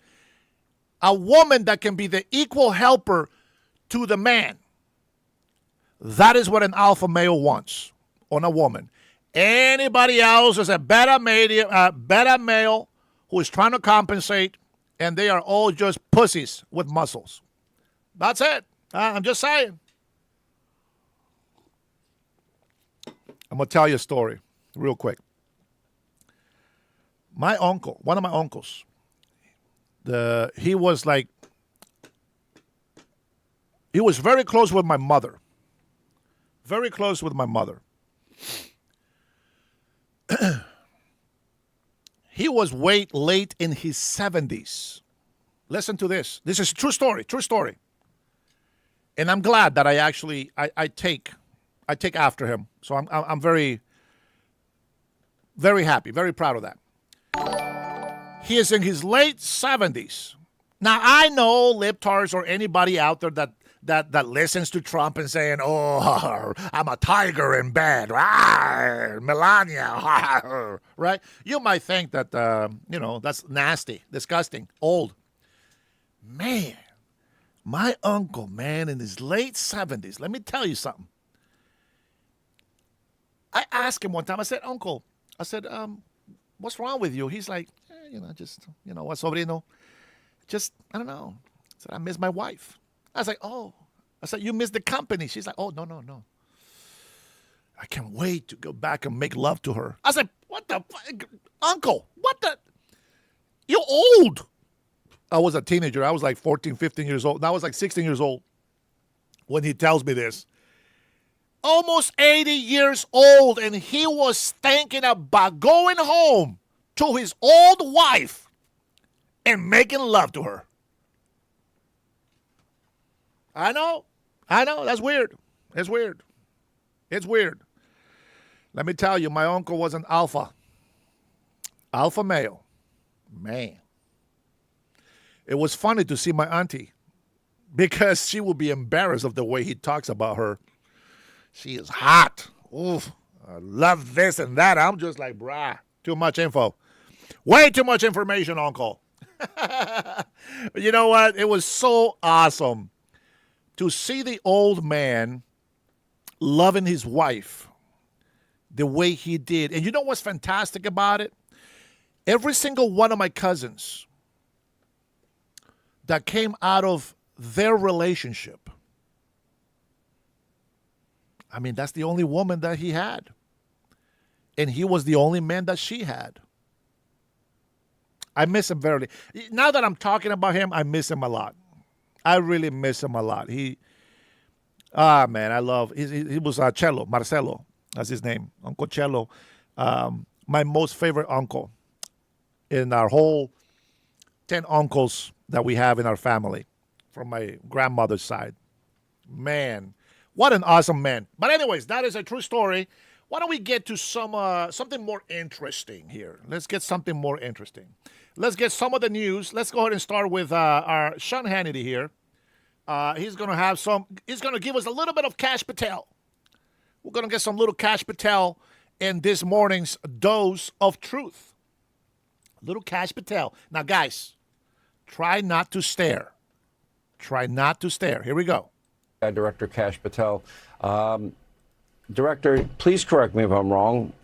Am I not correct in my understanding that he did not want the FBI involved in the very beginning. He did not send the evidence where it should have been sent, which would be to Quantico, the best equipment available.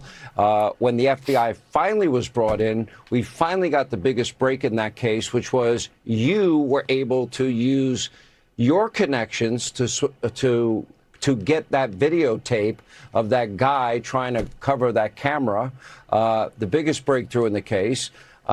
He's saying this today, and I know it all to be a lie. Your reaction? Look, Sean, the FBI, the world's premier law enforcement agency, is here to help in every missing persons case. And just like most missing persons cases, they're state-led cases because the state has a jurisdiction. And in this case, like others, we offered our help from day one. And we'd gotten to some of that information and evidence earlier. You just outlaid what we did and what we can do. But the state has the right and the sheriff has the right to conduct his investigation, and he has the right to own it as well. They sent the DNA to a private laboratory, which took 6 weeks. We offered Quantico from Jump, the world's best laboratory. And of course, we worked with our private sector partners at Google brilliantly to show you that imagery and data from the Ring doorbell. But had we gotten there days earlier and access to it, we could have gotten more out of the cache data that was set to auto-delete because there was no subscription service to that product. So in other words, if you got it earlier, if you were brought in earlier, they could have had the best people, the latest, greatest advanced technology, and they didn't have it. Let me talk to you about other... On day one. And you were willing to help them on day one. Am I correct in that, sir? Yep. And President Trump tweeted out that every federal resource would be made available to them. So then they send some of the evidence to some independent lab in Florida. Made no sense. I think we want to mention some of the successes the Bureau has been seeing under your leadership, the president's leadership. 1 million fewer violent crimes in 2025 versus 24. 44,000 violent criminals arrested last year. A new international partnerships. They have been, created to combat drugs, child trafficking. A big new push to shut down the foreign-based scammers who are targeting Americans. What can you tell us about all those efforts? Look, it starts with President Trump. He had the brilliant foresight to resource law enforcement and not defund us, and prioritize the mission set of crushing violent crime and defending the homeland.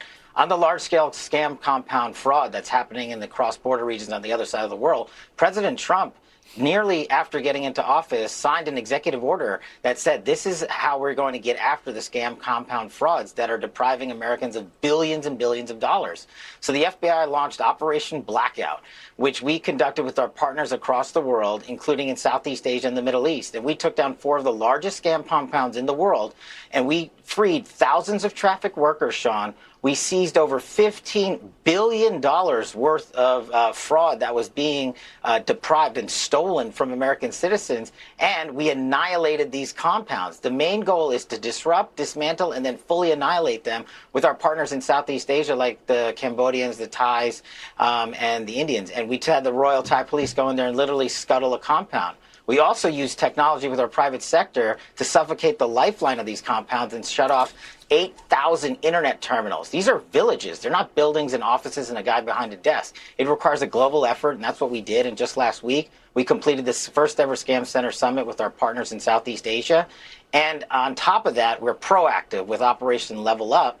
We have literally had 10,000 Americans saved. We saved their life savings and literally their lives because we proactively went to them and said, we think you're being scammed. They responded, and we saved over $500 million worth of life savings from being defrauded by Americans. President Trump's leading out of the fight on fraud all over the place. You said that scam centers are a global pandemic. Let me go a little deeper into that. Identity theft is worse than it's ever been. People are being targeted left, right, and sideways inadvertently. People can be scammed. These people are evil. They're very good at what they do, unfortunately. So but my question is, how do Americans protect themselves? I mean, I have lifelock.com, for example. They see threats I'll never see on my own. I believe in their protection. They've been an advertiser on my radio show forever. And what can people do to protect themselves, their life savings, their good name, their reputation, their finances? These scam compounds that are run by criminal syndicates from the far side of the world operate very methodically. They follow the money, which we, the FBI, follow. But they run romance schemes and email phishing operations and telephone scams. So if you Americans are out there getting an email you don't know, or receiving a phone call from someone you don't know, or asking for money to be donated to X, Y, or Z, 1-800-CALL-FBI. Just look at the 10,000 Americans we saved under Operation Level Up from losing their life savings, $550 million. President Trump has unleashed law enforcement to disrupt and annihilate these people and prosecute them with our DOJ partners when we can collect the evidence. And so the best detection is coming in early and letting the FBI come in and do the work that we've done. And because of President Trump's leadership, like you let off, we're attacking criminals everywhere. When you have 1.1 million fewer violent incidences in 1 year, that's because this FBI has arrested twice as many violent offenders around the world in that same time period. It's not an accident, Sean. It's President Trump's leadership in law enforcement and resourcing us and protecting our elderly and protecting our kids and making sure their life savings and college tuitions don't get wiped out by these criminal syndicates from around the world. And our partners around the world are in on it with us. They're fighting with us because they're being deprived and defrauded as well. And that's why our partners in Southeast Asia showed up. 24 nations showed up. 400 law enforcement officers showed up. And this is the FBI leading, through Operation Blackout, the mission to annihilate global scam compounds. And we're going to do it. And we're going to keep doing it. And we're going to keep reaching out to Americans. 8 of America's top 10 you got in since you've been director. And Biden got 4 in 4 years. The fact that there's almost a media blackout is unbelievable to me. FBI Director Kash Patel, we appreciate your time tonight. Thank you. All right. Let me see if I can play you the trailer. This is the official trailer of He-Man, so that you guys know what I'm talking about. Okay. This is obviously the trailer is not going to show you everything, but it's a little teaser. Here we go. All that stuff that only exists in legends and bedtime stories. Talking tigers, spaceships, and magic swords that can make a man as mighty as a god. Where I come from, that stuff is real.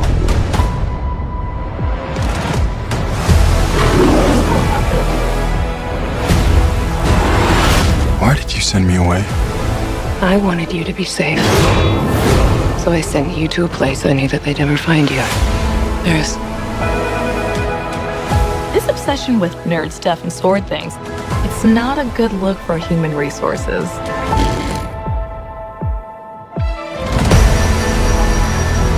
I know it sounds crazy, but that sword is gonna show me the way home.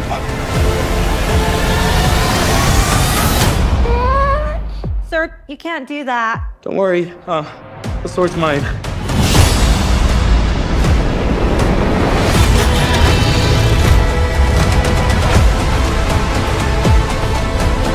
Hang on, it's about to get weird.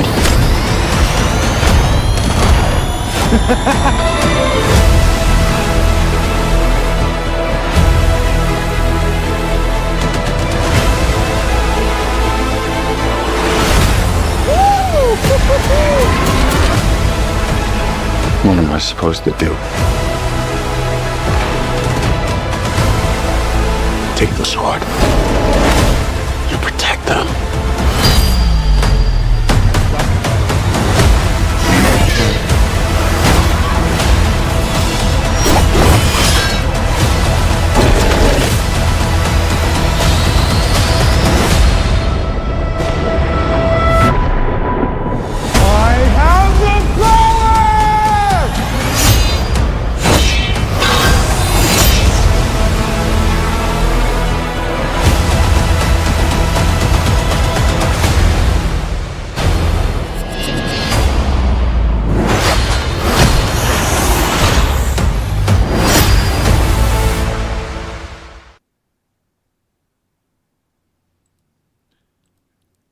Now, if you're not watching this live, you're not going to know what the hell we just watched, because this is going to be copyright, I'm sure, even though it's a commercial for the movie. That's how it is. So it will have to be deleted afterwards. But I'm going to tell you, if that was it right there, the movie is fantastic. The movie is fantastic. But that's not how the movie is. He-Man get his ass handed to him, of course, and he's still a wuss. Even after he gets the power, he's still a wuss. Just anyways, you should watch it. It's fun. If you're a He-Man fan, prepare to be disappointed in some way, but it's all good and fun. Now, as a young teenager, when they came up with the movie Masters of the Universe, man, I was excited. You know what I'm saying? I was like, oh, here we go. We're gonna watch He-Man, Master of the Universe. Man, they ruined it. There was no Orko. There was some sort of what do you call those gnome? Some sort of gnome guy, whatever he was. And he's over there playing some music on an instrument to open up the portal instead of the sorcery that they use. Anyway, the guy sucked. I understand the times are different. We didn't have as much CGI as we have today, and AI is becoming amazing for entertainment, etc. So the movie sucks. Master of the Universe sucked. You know what I mean? And I think maybe the character Skeletor was not too bad. But the way that they came about, I hated how they always have to use Earth. You know what I'm saying? They always have to use Earth, and when they use Earth, they always play all of the libtard emotional chaos that the left have, that all the birders have on the Democratic side. I don't know why. It's always like that.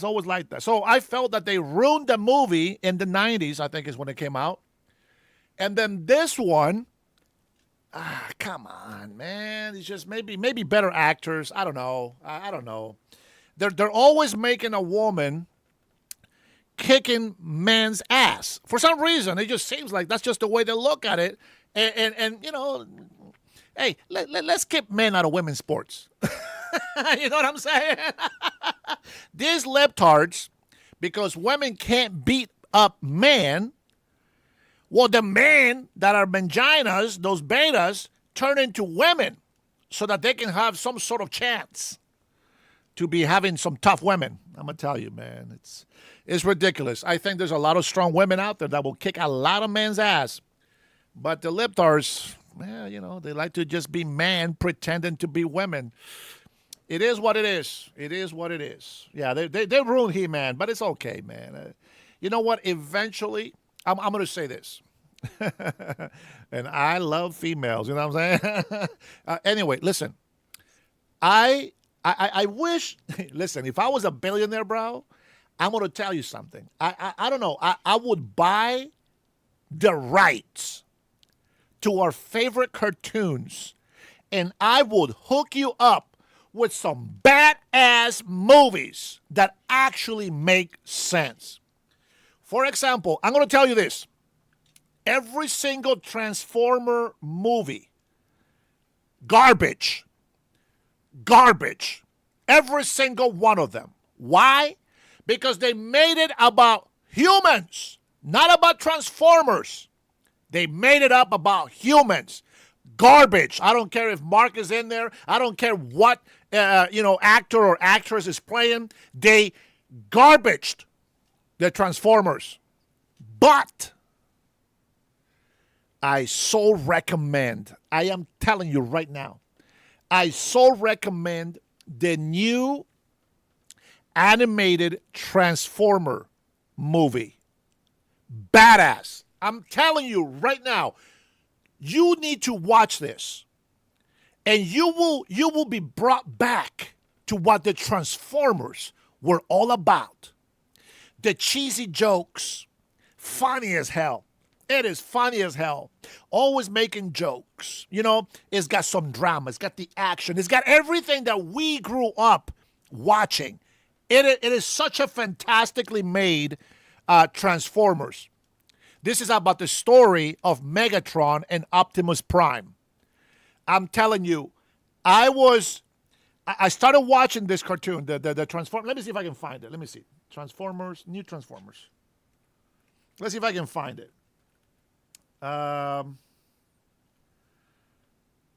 Is it this one? I think it's this one right here. Check this out. For thousands of years, we have been at war. But before, we were enemies. We were like brothers. You ready? Always ready. Let's punch in. Hey, watch where you're going! What did you say? It's not like he can transform. Hey, Darkwing! Don't. My finger can transform. Guess which one? Allow me. I appreciate you having my back. No matter what. What is that? Sending location coordinates. Under attack! It's an SOS message from the surface. Fantastic! It's time to show them we are more than meets the eye. A cave with teeth. Nothing scary about that. Holy Primus. I see strength in you. Take these and access your full potential. We can transform now! How do we use these things? Come on! My head! How you choose to use this power is up to you. We roll out. What? Louder. Transform and roll out! I want to help build a better world. Like you said, we can be so much more. Maybe it's just me, but he's different. Yeah, no, I picked up on that. I picked up on that too. What happened to my best friend?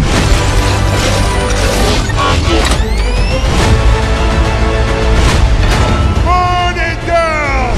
All of it! We have to stop him. We could have built the future together. I don't think so.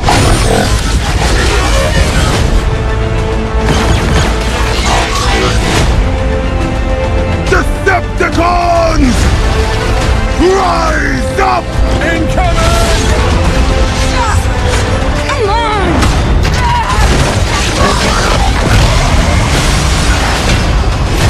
Awesome! That's what I'm talking about. Now is the time for us to stand up. Together. As one.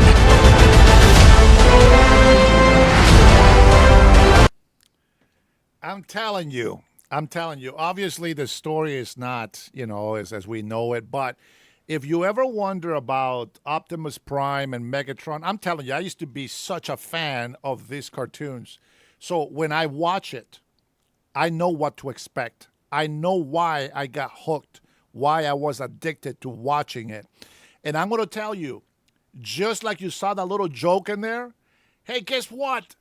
This hand can transform. His fingers can transform. Guess which one? And he's about to flip the guy off, right?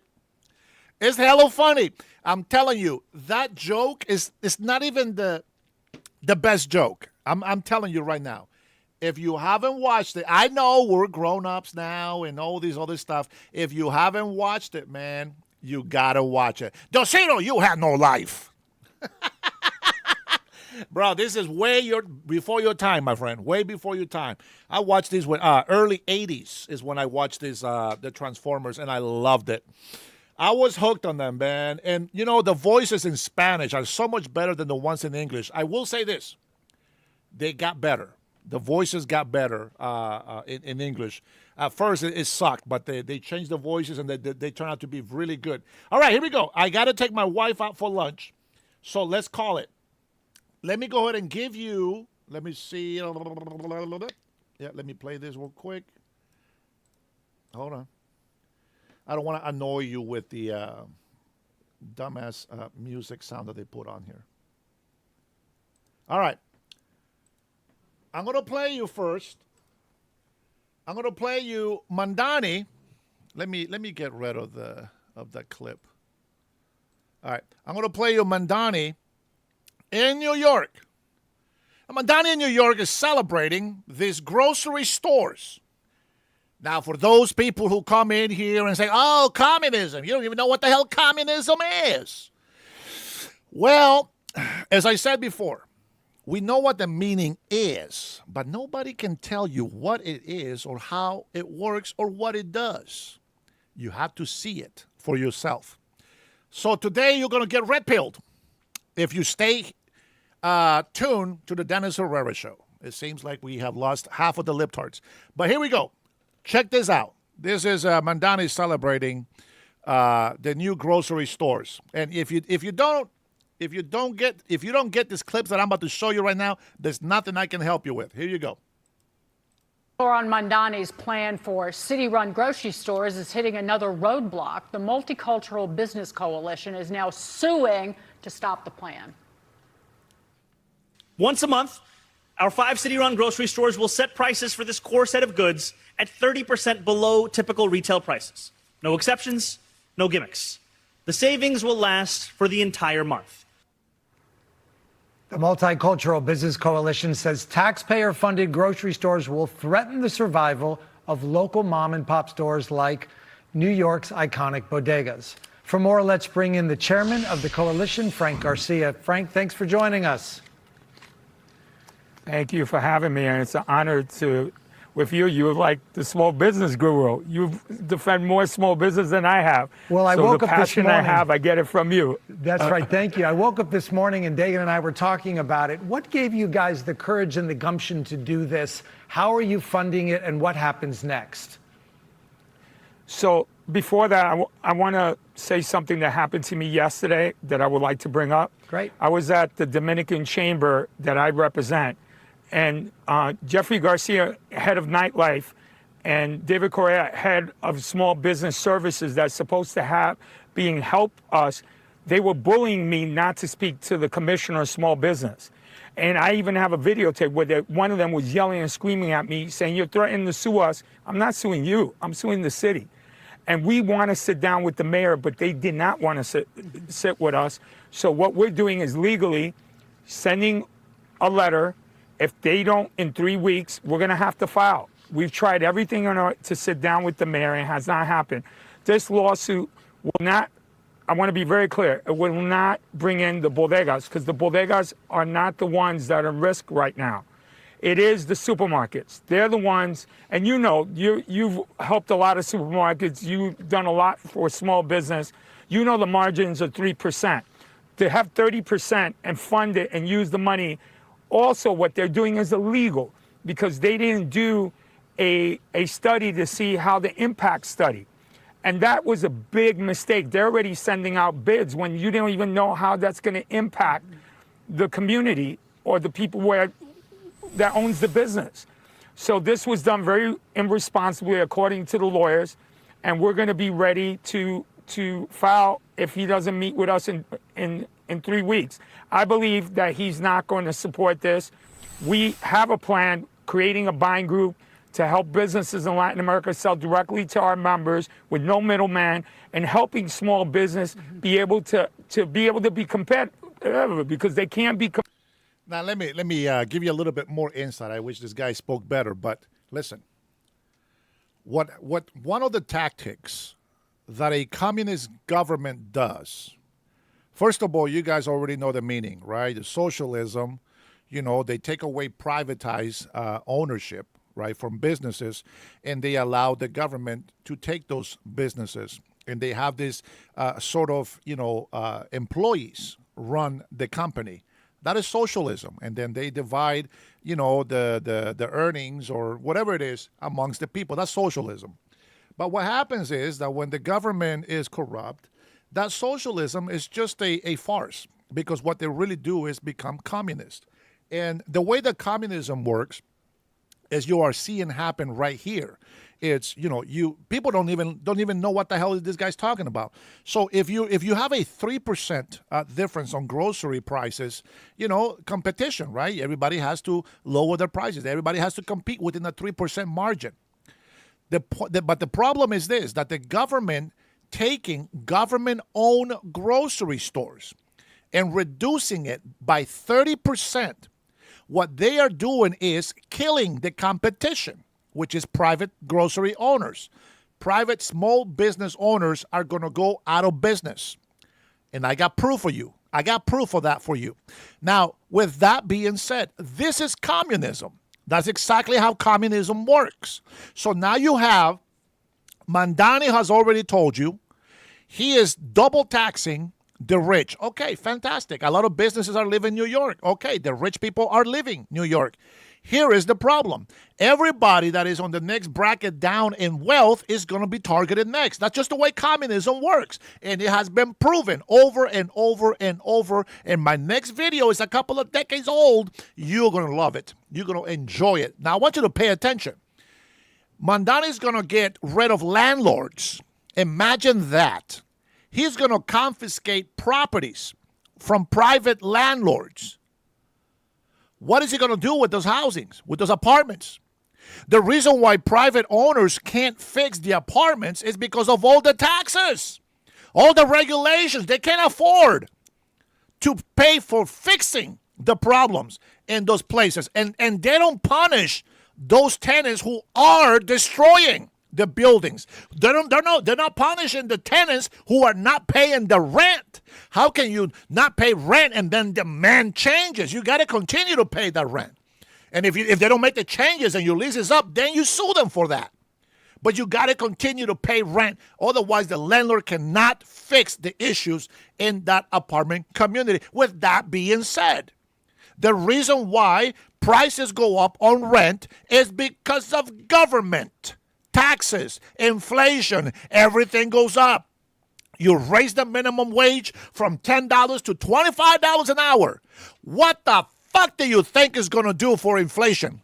What do you think is going to do for companies that have 300 employees? All of a sudden, they got to have $10 per employee. That is a lot of freaking money, and insurance goes up. Everything goes up. Nothing stays down. With that being said, we're talking about groceries here. Grocery-owned stores. He's going to lower down the price to 30%. Tell me, if you can do that, if you can lower the price of groceries for government-owned grocery stores, why can you allow the private grocery store owners to catch a break on their taxes, to catch a break on regulations, and just give them the savings so that they can help the people in New York eat at a more affordable price? You have a private business owner here trying to take out that middleman so that they can get better pricing. Why? So that they can give better prices for the people. But the government does not want private business owners to succeed. You understand? That's communism. Let's go ahead and continue to watch this, and then we'll get to the other video. Competitive against 30% and the city funding it. They're not paying rent. They're not paying light. And they're bullying my different organizations. The Supermarket Association has nothing to do with all the bodegas. Luckily, I have supermarket owners that are willing to go against their own leaders because the mayor's office is bullying them. They're willing to come and be part of this lawsuit. And next week, I'm asking you to allow them to be interviewed to say how they feel about this, and they are prepared to be part of this lawsuit. Frank, what would you want to happen? First steps is just an injunction to stop the city and the mayor from moving ahead with the first of the grocery stores. Is that the goal, at least initially? I can't go into strategy. Right now we're working with lawyers in this, but I can say that we got two different big think tanks, Democrat and Republican, that are going to come together to help us on this. And they have the money to be able to fight this. And so, the good thing is that my members were willing to raise the money and do as many fundraisers as we need. But thanks to different organizations in Washington and New York, they're willing to really give an opportunity to the ones that don't have a voice to fight this. And if this happens in New York, it's going to happen in Boston. It's going to happen, and so we're gonna fight this as much. He doesn't want to meet with us, but we have to send him the letter and say, if you don't meet with us, he met with the supermarkets and the bodegas. Right. I represent 50 ethnic chambers. We're 501c4. We're not a chamber of commerce. We're the advocacy organization, Hey, Frank. and we're prepared to fight, and we're going to fight this. Frank, it's just important for people to understand contextually before we go that essentially taxpayer dollars are being used to weaponize business against you. And so I would encourage you to continue to move forward that. I know Dagan may be a good advisor for you as well, but we wish you a lot of luck and hope you move quicker than 3 weeks. You guys didn't even understand shit about what just happened right there. But you know what? Karen has it. Karen Goody says, these stupid, uneducated, indoctrinated pieces of work have no idea how Iran got to be how they are today. It's always beyond me why the retards are the loudest and why the retards allowed to succeed to destroy economies and countries altogether. It is beyond me how retards let illegal immigrants, foreign enemies, come into their country and destroy it. Look at Spain. You think we don't pay attention? Interesting. Now watch this. Communism. You don't know what communism is.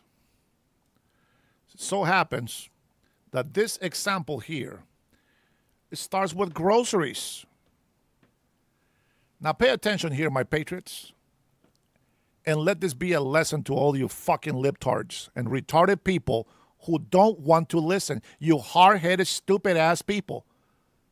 If you don't pay attention to history, you're bound to repeat it. It's that simple. No one is starving in Venezuela, but signs limiting purchases of flour, margarine, and other staples adorn supermarket shelves, leaving shoppers frustrated. You can never find what you need unless you go to several stores. Un día hay un pollo y al otro día, one day there is chicken but no beef, so you have to buy chicken. Entonces tienes que llevarte el pollo. Y al otro día, and you find that everything costs a little more than the week before. Un poco más caro. The situation is easy to explain, says economist Orlando Ochoa.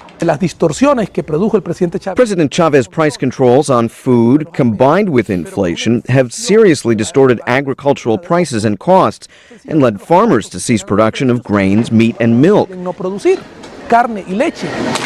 The end result, Venezuela has been forced to import on a massive scale everything it used to produce domestically. The revolution will continue to produce like a machine, guaranteeing ample and affordable food for all Venezuelans.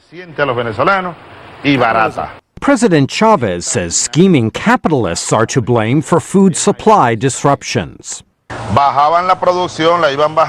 They cut production and sometimes allowed milk to go bad. Why? To raise prices. They played a dirty game to manipulate the market.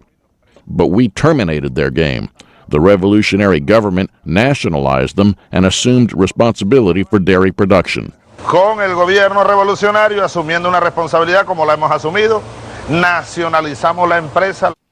To aid the poor, the government has set up a network of state-operated grocery stores selling goods from nationalized industries at discounted prices. This store is vital. You can save a lot of money here. The only problem is that sometimes you cannot find what you need.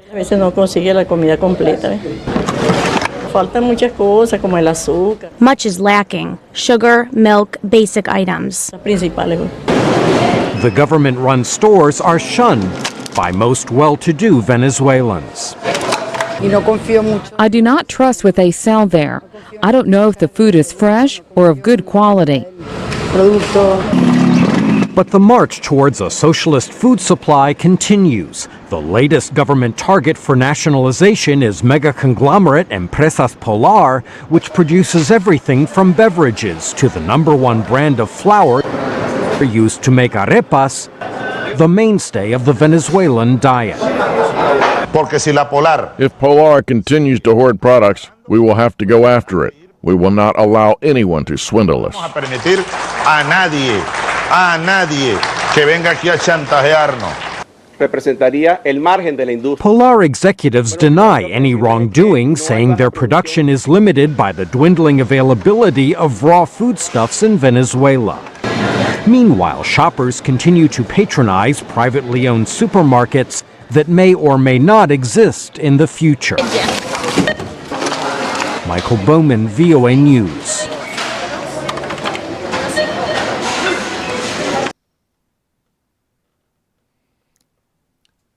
Did you miss anything? Did you need me to explain anything? Well, let me just explain it anyways. A lot of libtards come into my show, and I'm always talking about communists. I know communists. I know communists where I see it. And they always say, "What? You don't even know what communism is. What is communism?" Shut the hell up. You don't need to know the definition to experience it. You don't need to know the definition to know what it is. The government created government-owned grocery stores. It put the private grocery store owners at a disadvantage. The government gave themselves a very high discount price. Pay attention. A very high discount price. As the other private grocery owners were losing profits, they smear the lie that says that capitalists on purpose made their milk go bad so that they can charge higher prices for less supply on high demand. Listen to the tactic. If you missed it, Mondani said for this month, and history shows us that every month the government stores were getting more and more expensive. Half of the time you couldn't find the right things that you needed, like chicken or beef. All the other grocery stores went out of business. And then the prices rise and the government owned grocery stores anyway. All that did was take out the competition. Let me tell you something. If all of you guys have a sale of just the same item, you guys have a store that sells this case. All of you. You guys are selling it at $30. Between $27 to $30. You are selling this little case. And I come in at $10. Guess who's going to make the money? I am. And I might not make it right away, but I sure as hell will make sure that every single one of you guys don't sell this shit anymore. And when you disappear, now I can sell mine for $25. That's communism. That's how it works in business. And that is exactly what Mondani is doing in New York. Now, I hear complaints. Some people says the same things. You don't find all the items that you need. And when you go to a private, grocery store owner, oh my God, it's so expensive.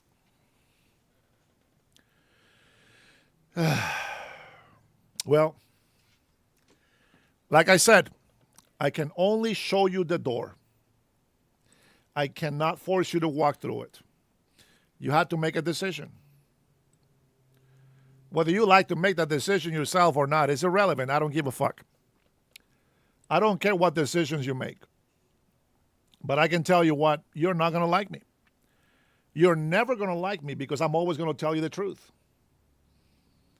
And what's really more frustrating is that third world country dweller sons of bitches that are here in this country don't understand the worth of the United States of America. And because they are making a little bit better than what they did in their shit country, they don't know any better. And therefore destroys your nation. I don't understand why people don't pay attention. You got to pay attention, man. I can't teach you everything. Use common sense. Use some critical thinking. Forget about your dumbass TDS. Pay attention what our enemies are doing to our country. pay attention about this illegal immigrant invasion that we had just had, ask yourself this question.